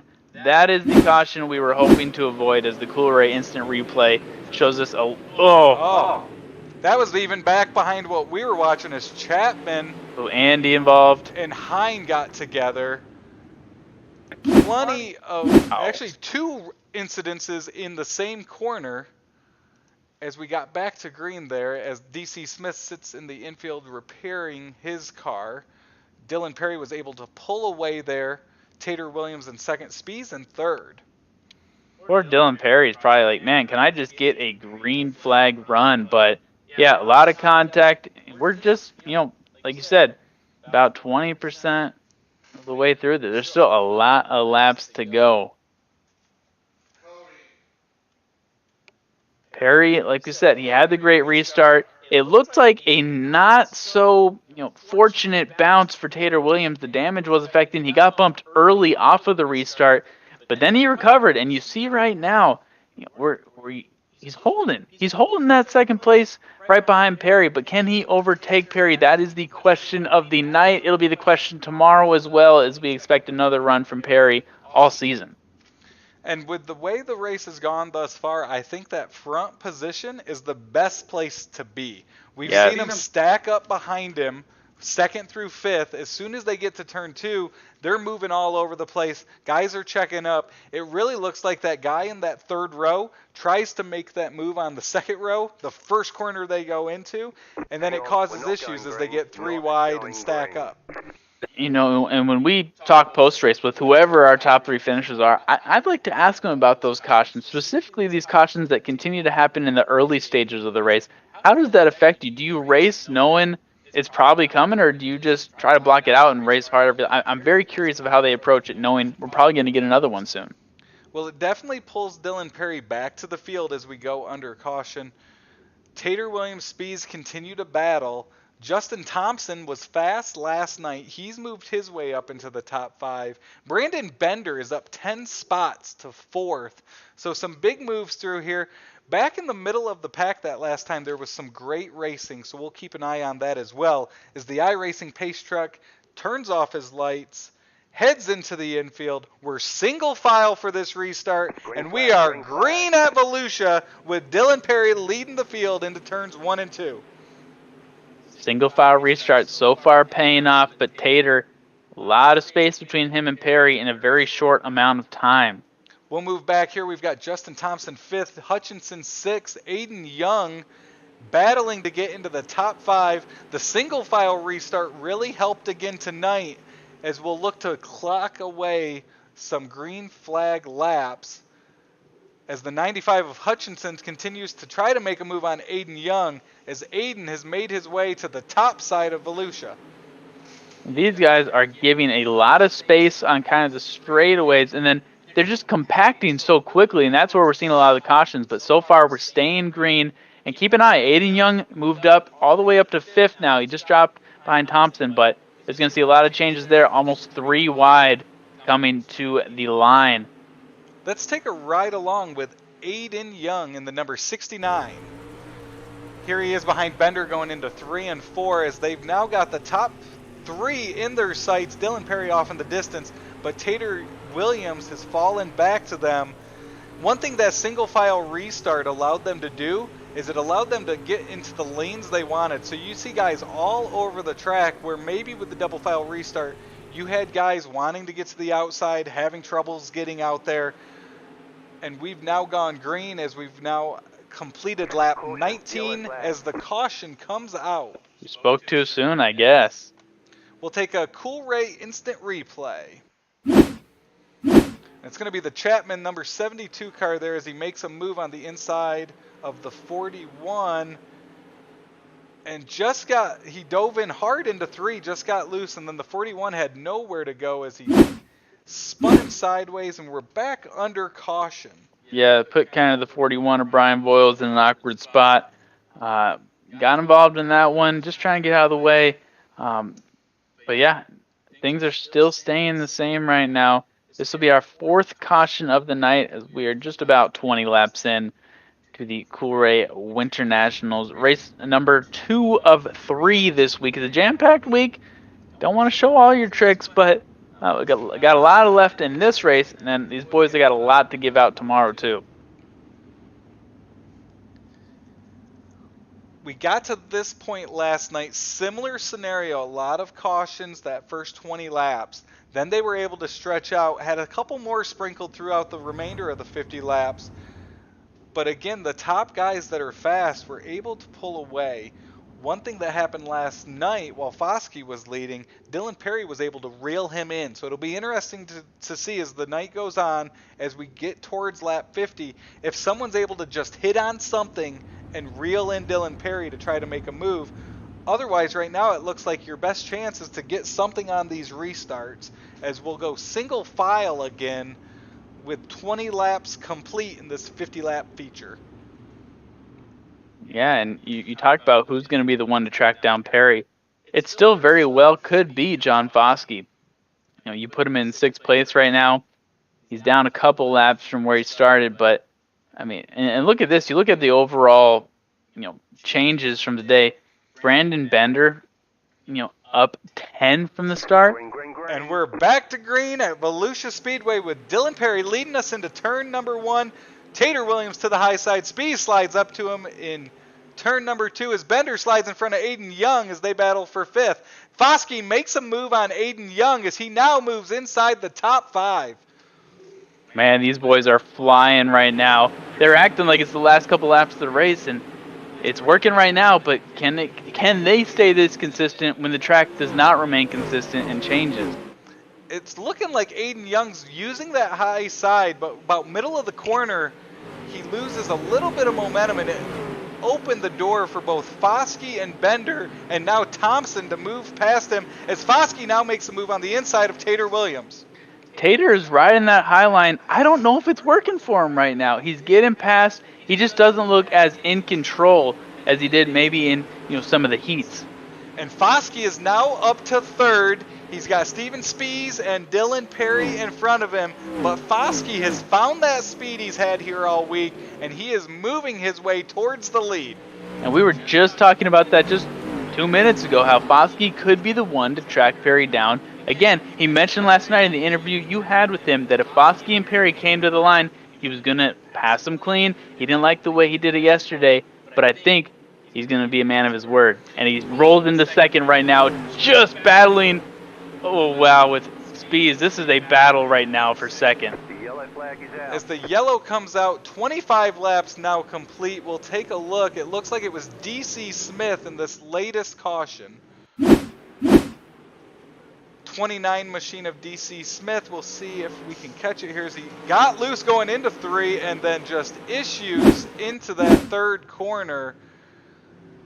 As that last green flag run was definitely good for Foskey as he moves up to the inside of Dylan Perry just to let him know, hey, I'm back. He is, and I think Dylan Perry took note way before he even got that door tap right there. Well, and I was thinking about it before we went to that caution. What happens when Foskey, if he gets past Spees, what's Dylan thinking now seeing Foskey in his rearview mirror with last night running back through his mind? Flashbacks is the key word, and I think Perry just has to run his race. I think if they did a do-over again yesterday, I'm not sure there's much that Perry would change, quite honestly. He ran well. He didn't get past the best way like you talked about. Drivers didn't see eye to eye on everything, but there's a mutual respect because these guys are two of the greatest racers in this league right now. As they are lined up single file seems to be working as we're clocking away green flag runs. The iRacing pace truck keeps his lights on. One thing I want to look at, Adam, I noticed that last run. Let's take a look at Tater Williams. Look at Tater Williams. Look at Foskey. Look at Aiden Young. There's a lot of damage to these late models out here as they are battling hard. There is, and the benefit of leading the whole race, you don't have a lot of that damage. You know, the only time we saw a leader get damaged was the Last Chance Showdown when Hutchinson almost lost it running into Cody early. And I don't think we're going to have that situation today, so this could be a very clean run for Perry, and I think first place is the best place to be just in terms of avoiding the dirt and the damage. The iRacing pace truck lights are off. He will dive into the infield here at Volusia Speedway, and we are back to green with Dylan Perry leading the way. Foskey already setting his sights on Spees as we go through 1 and 2, as Tater Williams, Justin Thompson are right in Foskey's tracks. Beautiful start once again from Dylan Perry. He's going to let any errors that get made tonight, Perry's going to make sure they're left behind him. As there is a battle for 2nd through 6, Foskey having a hard time getting around Spees as the caution comes back out. It looks like it's either the Kenyon or Brian Voiles. Let's take a look at that Coolray instant replay. There's the 00 of Kenyon. High up, there's the 41 of Voiles. They'll get together right at the start-finish line. That's what John Hine caught a piece of it as they end up in turn 1 of the front stretch. Dylan Perry continues. We saw that last green flag run. Foskey was able to pick up some ground there. He might just need some green flag laps to get his momentum, get moving, get his rhythm back, because he had a hard time getting past Spees there, and Tater Williams was right in his tracks.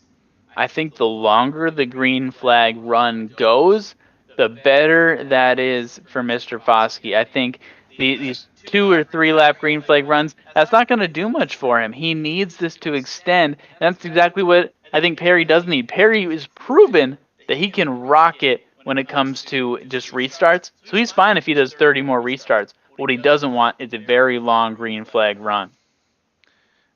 Dylan Perry leads the single file field. Lights are still on that iRacing pace truck. We've got Dylan Perry, Steven Spees, John Foskey, Tater Williams, and Justin Thompson in 5th.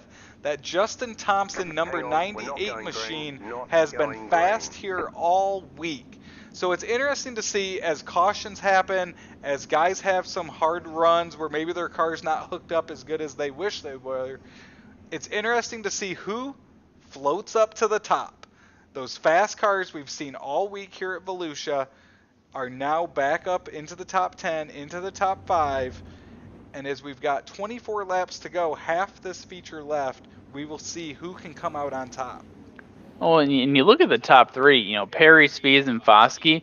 These are all guys who, they aren't new to racing dirt, but they're new to the league, so they're still, I mean, we're only on the 3rd race of the season. They're still figuring out, who are these guys I'm racing with? You know, they may have raced with some of them in other leagues, but they're still figuring out, okay, half this league we haven't raced with before. But like you said, you brought up Thompson. He's rolled to the top, but he's gone back down. A lot of these drivers have been to the top 3, top 5, but not a lot have stayed there consistently. That's why you got to respect what Perry and Foskey are doing, because they're doing it consistently. They continue to sort out the field, get the right lineup out there so that everyone is good to go. Pace lights are still on. We know your top 5. I think it's middle of the pack. They're still sorting out some of the positions. As you're watching Extreme eSpeed TV, if you haven't already and you're watching live or on rewind, hit that subscribe button. We've got plenty of racing all season long, as we're the exclusive broadcast partner of the Coolray Pro Late Model Dirt Series, as the lights are now off the iRacing Pace Truck.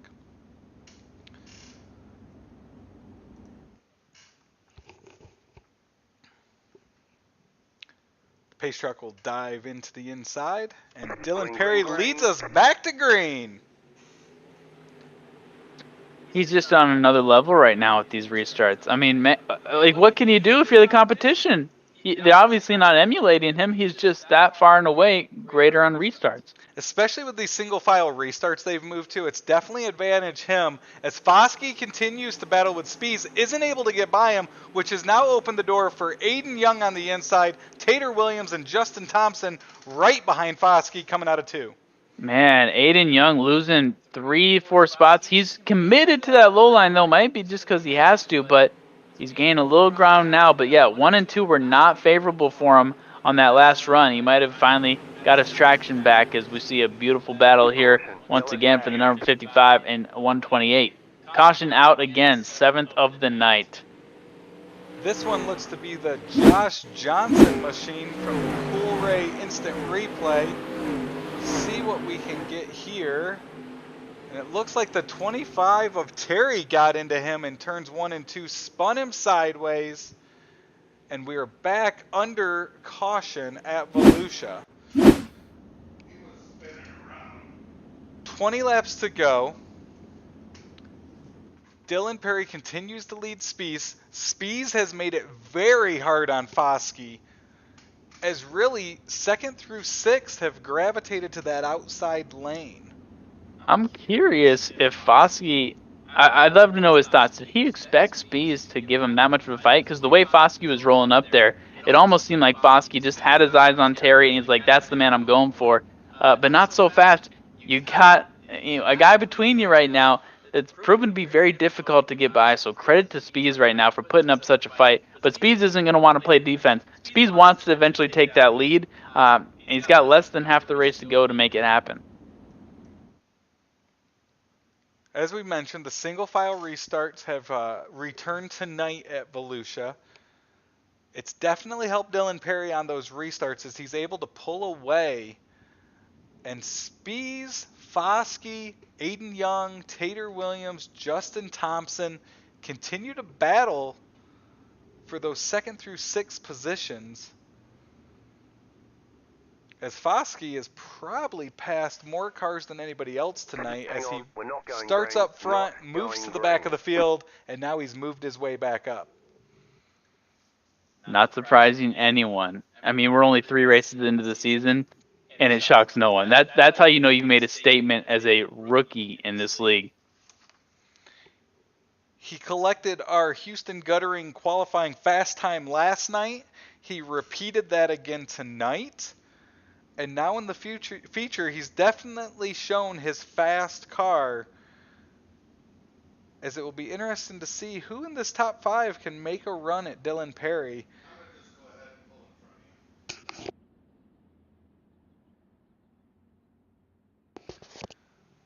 $20 to go.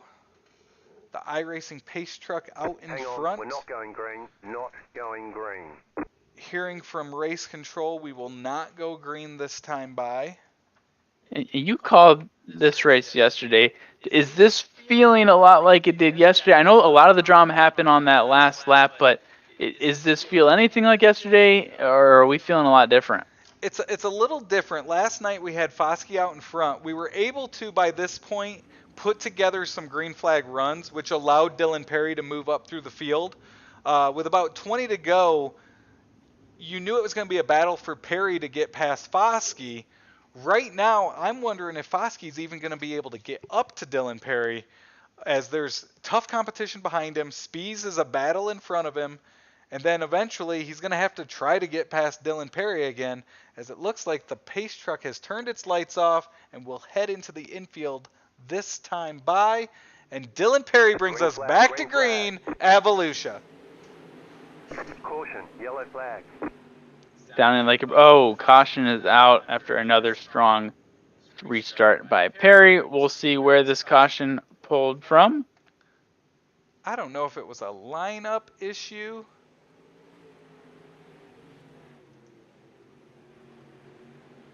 As Dylan Perry was able to pull away, not seeing any cars with issues on the track. But they will line back up single file behind that iRacing pace truck with now 19 laps to go. Pace truck driver earning his money tonight. In a lot of different situations, we've seen, minor cautions. We've seen a couple major rollovers that involved a good portion of the field. So, be sure to get your picks in online. If we've now seen a lot of these laps go down. If you want to change your pick, no judgment here. Go ahead and change it. We're just glad to have you here on Extreme eSpeed TV. Hit subscribe. Give the Coolray Pro Late Model Dirt Series a follow on Facebook. It's a tight-knit community of just a bunch of great guys and gals in the community who just like some great dirt racing, like tonight. Pace truck lights are still on. We've got Combs Motorsports chiming in. They're just going for Chip Banger Racing, which again tonight, a very solid night for Chip Banger Racing. Dylan Perry leads the field. 19 laps to go in this Coolray WinterNationals Night number 2 feature. Remember, 50 laps, double points. As Dylan Perry is pulled down to the inside in turns 1 and 2. Waiting to hear what exactly is wrong with his race machine.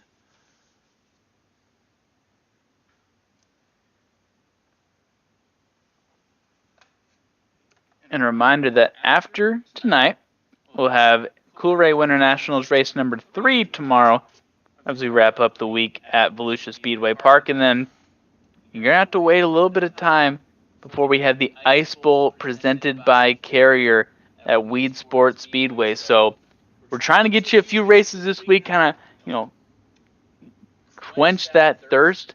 But you're going to have to wait a little while. Got some time off. Boys are going to run a few different races across different areas.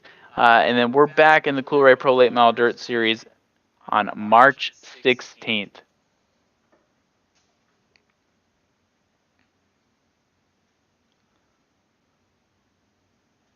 Pace truck lights are still on. As we've seen John Foskey, Dylan Perry be fast here at Volusia Speedway Park, Adam. As you mentioned, we will eventually move on from Volusia after racing tomorrow, as we've got some tough racetracks coming up. A couple I have circled: Bristol Motor Speedway, the dirt is back, and also Eldora at the end of May. So we don't race in April, so we've got some races in March. Then we go into the summer months, but there's going to be some tough tracks coming up on the schedule. It'll be interesting to see as we make different stops throughout the season who's able to pick up some speed, as it looks like the pace truck lights are off, and we'll dive into the infield with now Steven Spees leading us to green at Volusia. Did not see that coming. Perry is listed as out. Maybe a connection issue or something as the caution comes out, 9th one of the night. This looks like it's going to be Zach Chapman on the restart. He's the 72 machine there. Oh, they just got bunched up from the start. Oh, the 95 caused them to stack up. Chapman had nowhere to go. And we are back under caution at Volusia. Well, that certainly changes things as Dylan Perry gets shuffled back deep into the field. It looks like he is back back on And the you track. you really hope he's back in this race, and he's still a threat. Right now it's showing him in 11th place in the middle of the pack. That's a dangerous spot. So we're trying to get a few things cleared up on race control, but we appreciate you bearing with us. We know as much as you do at the moment. We'll pass anything along when we learn more. Steven Spies takes advantage of it now as he sits P1, just consistent. Started 5th. He's ran top 5 all night, missed some cautions, missed some carnage on the track, and it's now paid off as he sits P1 and now has Foskey behind him in 2nd. As mentioned, Dylan Perry's currently scored in 11th. Now have a few cars throughout the field that we know are fast and only going to have 18 laps to go when we go back to green. That's right. And, if you're Foskey, you've kind of been gifted a silver platter. Like, yes, you have to get past Spies, but the guy who's been giving you trouble the last couple of nights, Perry, right now is behind you. So you have to take advantage. And look at that. In the moment, Aiden Young, 3rd. A lot of people picking Aiden Young. Very strong run a couple weeks ago at the dirt track at Charlotte. So he's in a prime position. We got less than 20 to go. This is where we start to see some moves made. Green, green, green. Steven Spies will bring us to the green with 19 to go at Volusia. Single file restarts pays off as Tater Williams moves to the outside and tries to get past Thompson coming out of 2. Thompson will close the door as they go down into 3 and 4. Aiden Young now moved up to 3rd. And Spies just did not get the start that Perry got. Foskey takes the lead. Will this be a back-to-back for Foskey as we see Spies come right back underneath, not giving an inch? He is back in the lead. He goes in hard, slides up, opening the door for Foskey on the inside. Foskey will take it as they now have 16 laps to go. It is back and forth right now, and keep your eyes on Aiden Young. 3rd place, just under half a second behind. This is getting dramatic as we are approaching 15 to go. Foskey now leads back where he was for a majority of last night. We've got Spies in 2nd, Aiden Young in 3rd, Thompson 4th, Bender up to 5th as Tater Williams has fallen back to 6th. And look at that, right behind Tater is Mr. Perry. Perry's not going away, already up 4 spots from getting bumped back just a few moments ago. Up to 6th now. Keep your eyes on Perry. As he moves past Tater Williams in 1 and 2, slides up into him, and he's now got his sights set on the top 5. And he's given us no reason to believe that he will not take that as Foskey and Young continue to go back and forth. Spies lost a lot of ground, back to 4th. Foskey has exactly what he wants, and Young is not giving an inch. Young technically has the lead right now. They will come to 12 laps to go as the Coolray machine of Aiden Young moves to the inside of Foskey. They're side-by-side drag racing down the front stretch. This is what we wait all season for, ladies and gentlemen. Look at that move by Young, and the people in the chat are rocking right now. Aiden Young will come with 11 laps to go. They're able to stretch out as now the top 7 are all single file around Volusia. Aiden Young has made that inside groove stick. It hasn't always been the fastest, but he's stuck with it, and he's now in the lead. Keep in mind, the night is young for Aiden Young, but you got to watch out. Dylan Perry, 4th place now, and cruising as he's looking to overtake Mr. Thompson for 3rd. But will there be enough time?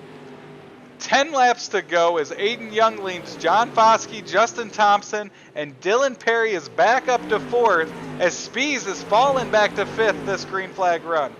Not sure what's going on with Spies, but Perry is making up for it. Tater dropped back to 7th, so there's been a lot of movement in these last 10 laps. But what have we seen lately? A long green flag run, and it's paying off right now for Aiden Young. And Dylan Perry has now moved to the inside as that is the preferred line to get around Volusia. Everyone's moved down as he moves high to try to get past Justin Thompson. Dylan Perry now just 1 spot out of the top 3. And once again, we're going to try and get some interviews with the top 3. A lot of questions going on right now, but for now, we're following Aiden Young. Foskey is going to have to make up a lot of ground. Aiden Young's number 69 machine has come to life here the last 20 laps of this feature event as he's pulled away from John Foskey. Foskey, Thompson, Perry, all looking for answers as Young pulls away. Perry 2.5 seconds away. We're bringing him up because he is one of the most dangerous right now, especially at Volusia Speedway, but it might be a little, too late. 5 to go for Young as he goes into 1 and 2. We're single file, 1st through 10th right now as they look, and there's Perry trying to make something happen with that outside line on Thompson, unable to make it happen as 4 to go at Volusia. 4 to go, and if you're Aiden Young, you are praying for no yellow flags to come out. He's now up to the 12 machine of Van Westen, has some traffic here at the tail end of the field. See if Foskey can take advantage of that, as Aiden Young now has a 1.8 second lead over second place. To Aiden Young's advantage, it's looking like people are staying out of the way. No one wants to make headlines, especially this early, but it looks like Perry's battling for third. A top 3 finish would be at least a little bit of a light and a dark afternoon. Oh, and the caution comes out, our 10th. Looks like some lap traffic got in the way. Thankfully did not affect Aiden Young. And our Coolray instant replay will show the 29 machine of DC Young moving to the inside of the 95 machine. And looks like he just got loose off of 4, wrecking on the front straightaway, bringing out that 10th caution. Not what Aiden Young wanted to see, as he's got a mirror full of Foskey, Thompson, and Perry. Wow. Aiden Young, I'm sorry, maybe we weren't praying hard enough, but he's going to have to prove it on restart, and he's got some great restart talent who will be joining him right behind. But you're right, the single file might just be what helps in this situation. We're going to have a 3-lap shootout here at Volusia, with Aiden Young leading the pack. John Foskey's fought his way back up to second. Justin Thompson consistent all night. In third, Dylan Perry led a majority of the evening, got shuffled back into the field, and very quickly was able to rebound, get back up into the top 5 and battle. And the top 5 rounds out with Steven Spees, as we'll reset the lineup to go green with 3 to go in tonight's Coolray WinterNationals. We brought it up before, but the Coolray Pro Late Model Dirt Series has never had a repeat Volusia Speedway Park winner. So if Foskey can do this, it's a pretty big deal for league history here. Foskey was able to pick up his first career Coolray Pro Late Model Dirt Series victory last night. Tonight, Aiden Young tries to put his name in the record books as a winner in this series. Aiden Young, a name you're going to want to watch, from Dalton, New Hampshire, making that state proud right now. We will make at least one more lap as we make sure the field is lined up correctly for this shootout. This is Perry's wheelhouse. Perry's getting an even set. Everybody's starting at the same speed. I'd be a little nervous if I was anyone around him right now. We've got some chats going. The Aiden Young fans were not wanting that caution to come out. Matt George has chimed in. He's got Justin Thompson, who currently sits in third. 3 laps to go. If you've got a pick on who's going to come out of this clean and with that checkered flag, shoot it our way, as we now look to go green here shortly and complete tonight's exciting feature event. Aiden Young out of Dalton, New Hampshire, as you mentioned, driving Capital Race Cars. He's got the Cruise Shop, cruiseshopfw.com VRM wraps, Coolray air conditioning car out in front.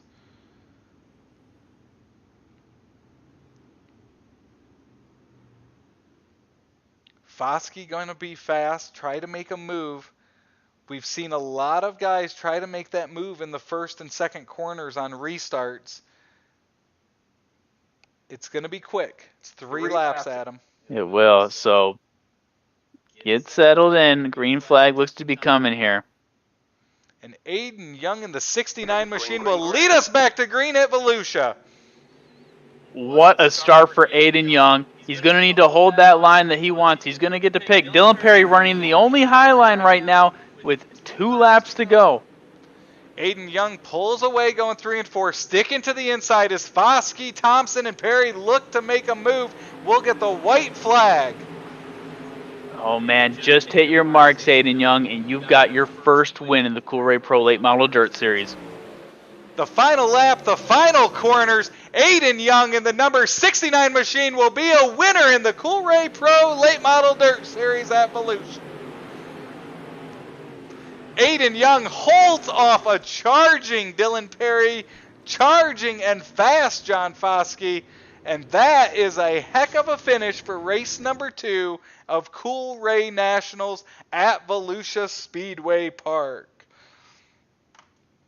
We are going to let the drivers get parked on the front stretch, get settled in. We will be back with interviews with Aiden Young, Justin Thompson, and Dylan Perry, our top 3 finishers in tonight's Coolray WinterNationals event. You're watching Extreme eSpeed TV.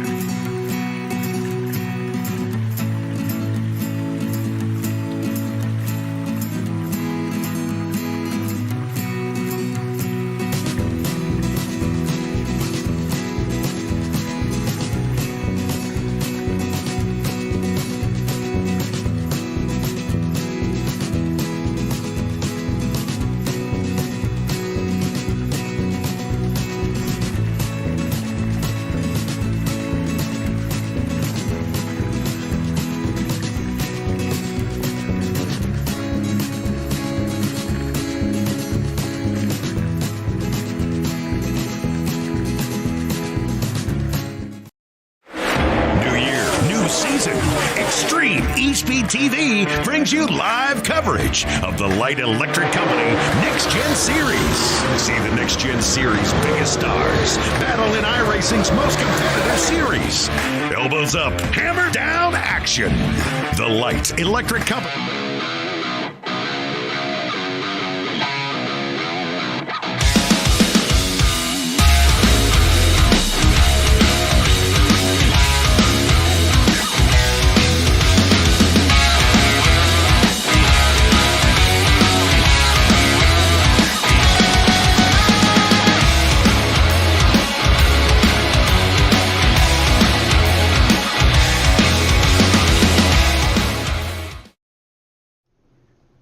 And we are back at Volusia Speedway Park as Aiden Young is able to pick up his first Coolray Pro Late Model Dirt Series victory. We did get some ruling from race control. Dylan Perry was moved back to the end of the field for jumping the restart with 20 laps to go. He was able to battle up to a top 3, but it was Aiden Young pulling away with victory. And Adam, I believe you've got Dylan Perry finishing third with you up in the booth. Yep, Dylan Perry. We're just talking about the jumping of the restart ruling. Obviously, really tough. You battled back. Probably not the way you wanted your night to end, but you did recover a lot at the end. How are you feeling? I'm sure there's mixed emotions. Yeah, there's definitely mixed emotions. I mean, I was frustrated because, I jumped it, but I was slightly frustrated because I'd done it a couple times, trying to find that little bit of gray area and get a better start. And the mixed emotions just came in after, I guess, they finally just put me to the back with no warning. But at the end of the day, I still came home third, and I can't complain too much. When you get shuffled back like that and you've got 20 laps to go, what's your mindset as you try to move up through the field? Are you trying to be patient? Are you trying to be as aggressive as possible? What's your strategy on getting back to the front? For me, whenever I knew I was back there, which with this being double points, I wasn't going to be super patient. I was more aggressive than I usually am by a lot. And if I saw a gap and I knew I could fit it without hitting somebody, I was going to shoot the gap and try to make the pass as quick as possible to keep forward momentum and trying to pass as many cars as I could in the short amount of time span I had. We appreciate you taking the time to talk to us, Dylan. We know we'll be seeing you up front again tomorrow night here at Volusia. Is there any sponsors you want to give a shout-out to tonight? Yeah, I mean, of course, I sound like a broken record, but Andy over at Coolray, he's been a tremendous help, and I just can't thank him enough for everything he's done for me. Rapid Race Graphics East, Masterbuilt Equipment, Stealth Racing Carburetors, Harrison Automotive, Notes Lawn Care, Phantom Race Engines, all the guys that were at Chip Bangers Racing. They helped me try to calm me down after I had to try to drive from wherever I was. B&B Custom Baits, Combs Cuts, and I want to give a shout out to my buddy DC, his daughter Taylor. I want to give her a shout out and thank her for her supporting me. But just everybody that helps me week in and week out, they're all tremendous, and I got to thank my buddy Austin McGlone. He helped me a lot for this race. Sounds good, Dylan. Thank you so much for taking the time. We'll see you tomorrow night here at Volusia. Thank you, and thank y'all. Next in the booth, we've got Justin Thompson joining us. Finishes second. Justin, you seem to be fast all night. What was the one thing that just held you back from being able to get up there and battle for the victory? And we were coming up on lap traffic. I think it was Cody, and he was ducking off into pit road, and I kind of misjudged it because I could have swore I heard a car on the outside, so I didn't want to drift up through the turn too much, and I tagged him, and it broke the left front the whole rest of the race. I was driving with the steering wheel 90 degrees out to the left. So Justin, you've got one more spot would have put you in first place. Do you go into tomorrow feeling like, okay, I'm ready to get back in the car tomorrow, or are you feeling like, man, this was my shot at first place. It was tough enough to get there. How are you feeling going into one more night? You get to be back at Volusia tomorrow. Are you excited for tomorrow and this opportunity one more time? Yeah, I'm excited for tomorrow. I mean, I'd like to see us get some cleaner racing happening. I mean, it was not being able to get in a rhythm and everything else, and basically just having to hot lap it the entire race tonight was pretty rough. And, you know, if you can't establish a rhythm, it makes for a really long, hard race. So hopefully tomorrow we can have us a better race and get some long runs in. Everybody get a rhythm established, and, you know, we get spread out a little bit. So Justin, going into tomorrow night, night number 3 of Coolray WinterNationals, what do you need to do with the car? What do you need the team to do to be able to pick up one more spot and claim a victory? I mean, hopefully the weather just is a little better tomorrow night. The wind tonight was crazy. I mean, in qualifying, it made the car push going into turn 1, made it really loose getting into 3 and 4. Bad loose into 3, and horribly tight into 1 and 2 for me. So, I mean, hopefully tomorrow the weather's a little better, not as windy. Car, if the wind ain't there, the car's there. But when it's really windy, it's crazy how you have to run this thing. Well, Justin, we'll get you out of here on this. You mentioned, a good amount of cautions. I know we noticed that as well. Got the car a little beat up, so if we can't read all the stickers on the car, what sponsors you got to thank tonight? Hood Up Motorsports, Matt Julis Safe Speed Shop, Grassroots Media, Dirt Chasers Media, Vic Hill Racing Engines, Coolray for sponsoring the series, Carrier as well, Extreme eSpeed TV. We appreciate you guys broadcasting. I mean, broadcasts look fantastic when we go back and rewatch them. And Sim Magic, Sim Motion, and that's it. Awesome. Thanks. Great run again tonight, Justin. We know you'll be fast again here at Volusia tomorrow night. Have a great evening, and we'll see you back here tomorrow. Thank you, fellas. Y'all have a good night. And now the man of the hour, picking up his first career Coolray Pro Late Model Dirt Series, Aiden Young. Aiden, we had some picks going before the race, a lot of picks going for you. You were able to meticulously hang out up front and then pick your way up front. What was the biggest factor tonight in getting up to the lead and then claiming victory? I really have no clue. I'm just shocked and just glad I could run the bottom as smooth as I could. We noticed you were sticking to the inside all night. At times, it wasn't the fastest. What made you stick with it, and eventually it busted through, and it was the best lane around the track? I mainly learned from the toilet bowl, just figuring hopefully it was going to come in the 50 laps. Aiden, I want to ask you, you sound a little surprised that you won. You shouldn't be. I mean, you were very consistent. The dirt track at Charlotte, like you said, the Toilet Bowl 2 weeks ago, did you feel more confident that you were going to win that race, or at some point tonight, aside from the last lap, were you like, hey, I actually feel more comfortable now, or is it hard to compare? It's really hard to compare. I'm just surprised that I'm in victory lane this soon. With the 3 events we've now had at Volusia, we knew you were fast, Justin Thompson was fast, Dylan Perry obviously fast, and then Foskey has been fast all week here. With them behind you, what's your thought process as you're trying to hold off the other 4 fastest cars out on the track? And I'm just thinking they're going to be smoother than I am, and I'm just going to get in my head. Well, we appreciate it. Before we get you out of here and you continue your celebration, rightfully so, I'll give you an opportunity to thank some of your sponsors and give that to us.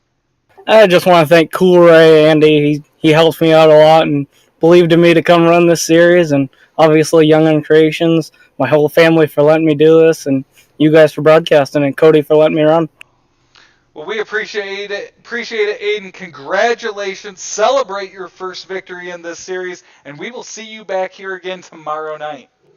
Thank you. Thank you. So we will bring up the finishing lineup for tonight's Coolray WinterNationals race number 2. As we mentioned, Aiden Young, first-time winner in the Coolray Pro Late Dirt Model Series. Justin Thompson, second. Third, Perry. 4th, Foskey. 5th, Spees. 6th, Bender. 7th, Tater Williams. 8th, Brett Carlton. 9th, Brian Voiles. And 10th, Dylan Hutchinson. A lot of names in there that we talked about early. And Aiden Young, you knew this day was coming. For his sake and his confidence, happening in the 3rd race of the season, I have a feeling this is only going to catapult him to some higher finishes this season. But really, a wild range of emotions that we went through tonight, through a lot of different drivers, a lot of shocking highs and some shocking lows. But like they talked about in their post-race interviews, we're going to have a clean race tomorrow, and it's going to be weird when we actually leave and check out of our hotel at Volusia. We've talked about how competitive this series is going to be this year. We've got 3 different winners through 3 events, 2 of them first-time winners. We are going to see a lot of excitement all season long, and all of it will be able to be seen here on Extreme eSpeed TV. We will see you back from Volusia Speedway Park tomorrow night for Night 3 of Coolray WinterNationals. For Adam Johnson and Travis Piercefield, good night, and we will see you tomorrow.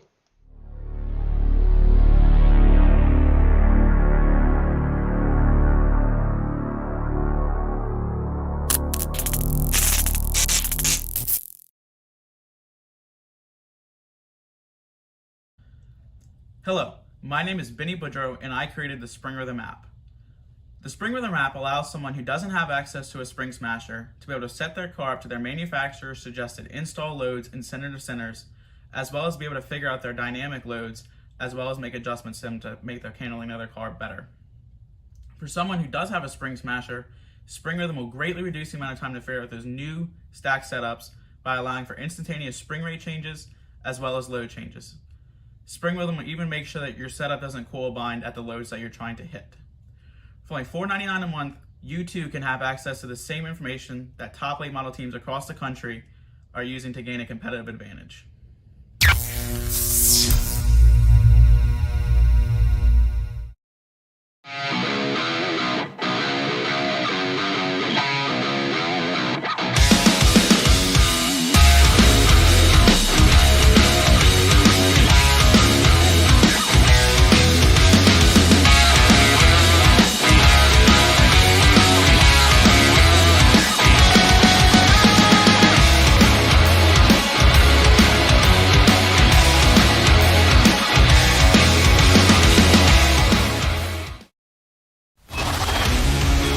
This copyrighted broadcast of Extreme eSpeed TV Network is intended solely for the entertainment of our audience. Any retransmitted, reproduced, rebroadcast, or otherwise distributed or used in any form without express written consent of the Extreme eSpeed TV Network is strictly prohibited. We hope you've enjoyed this broadcast.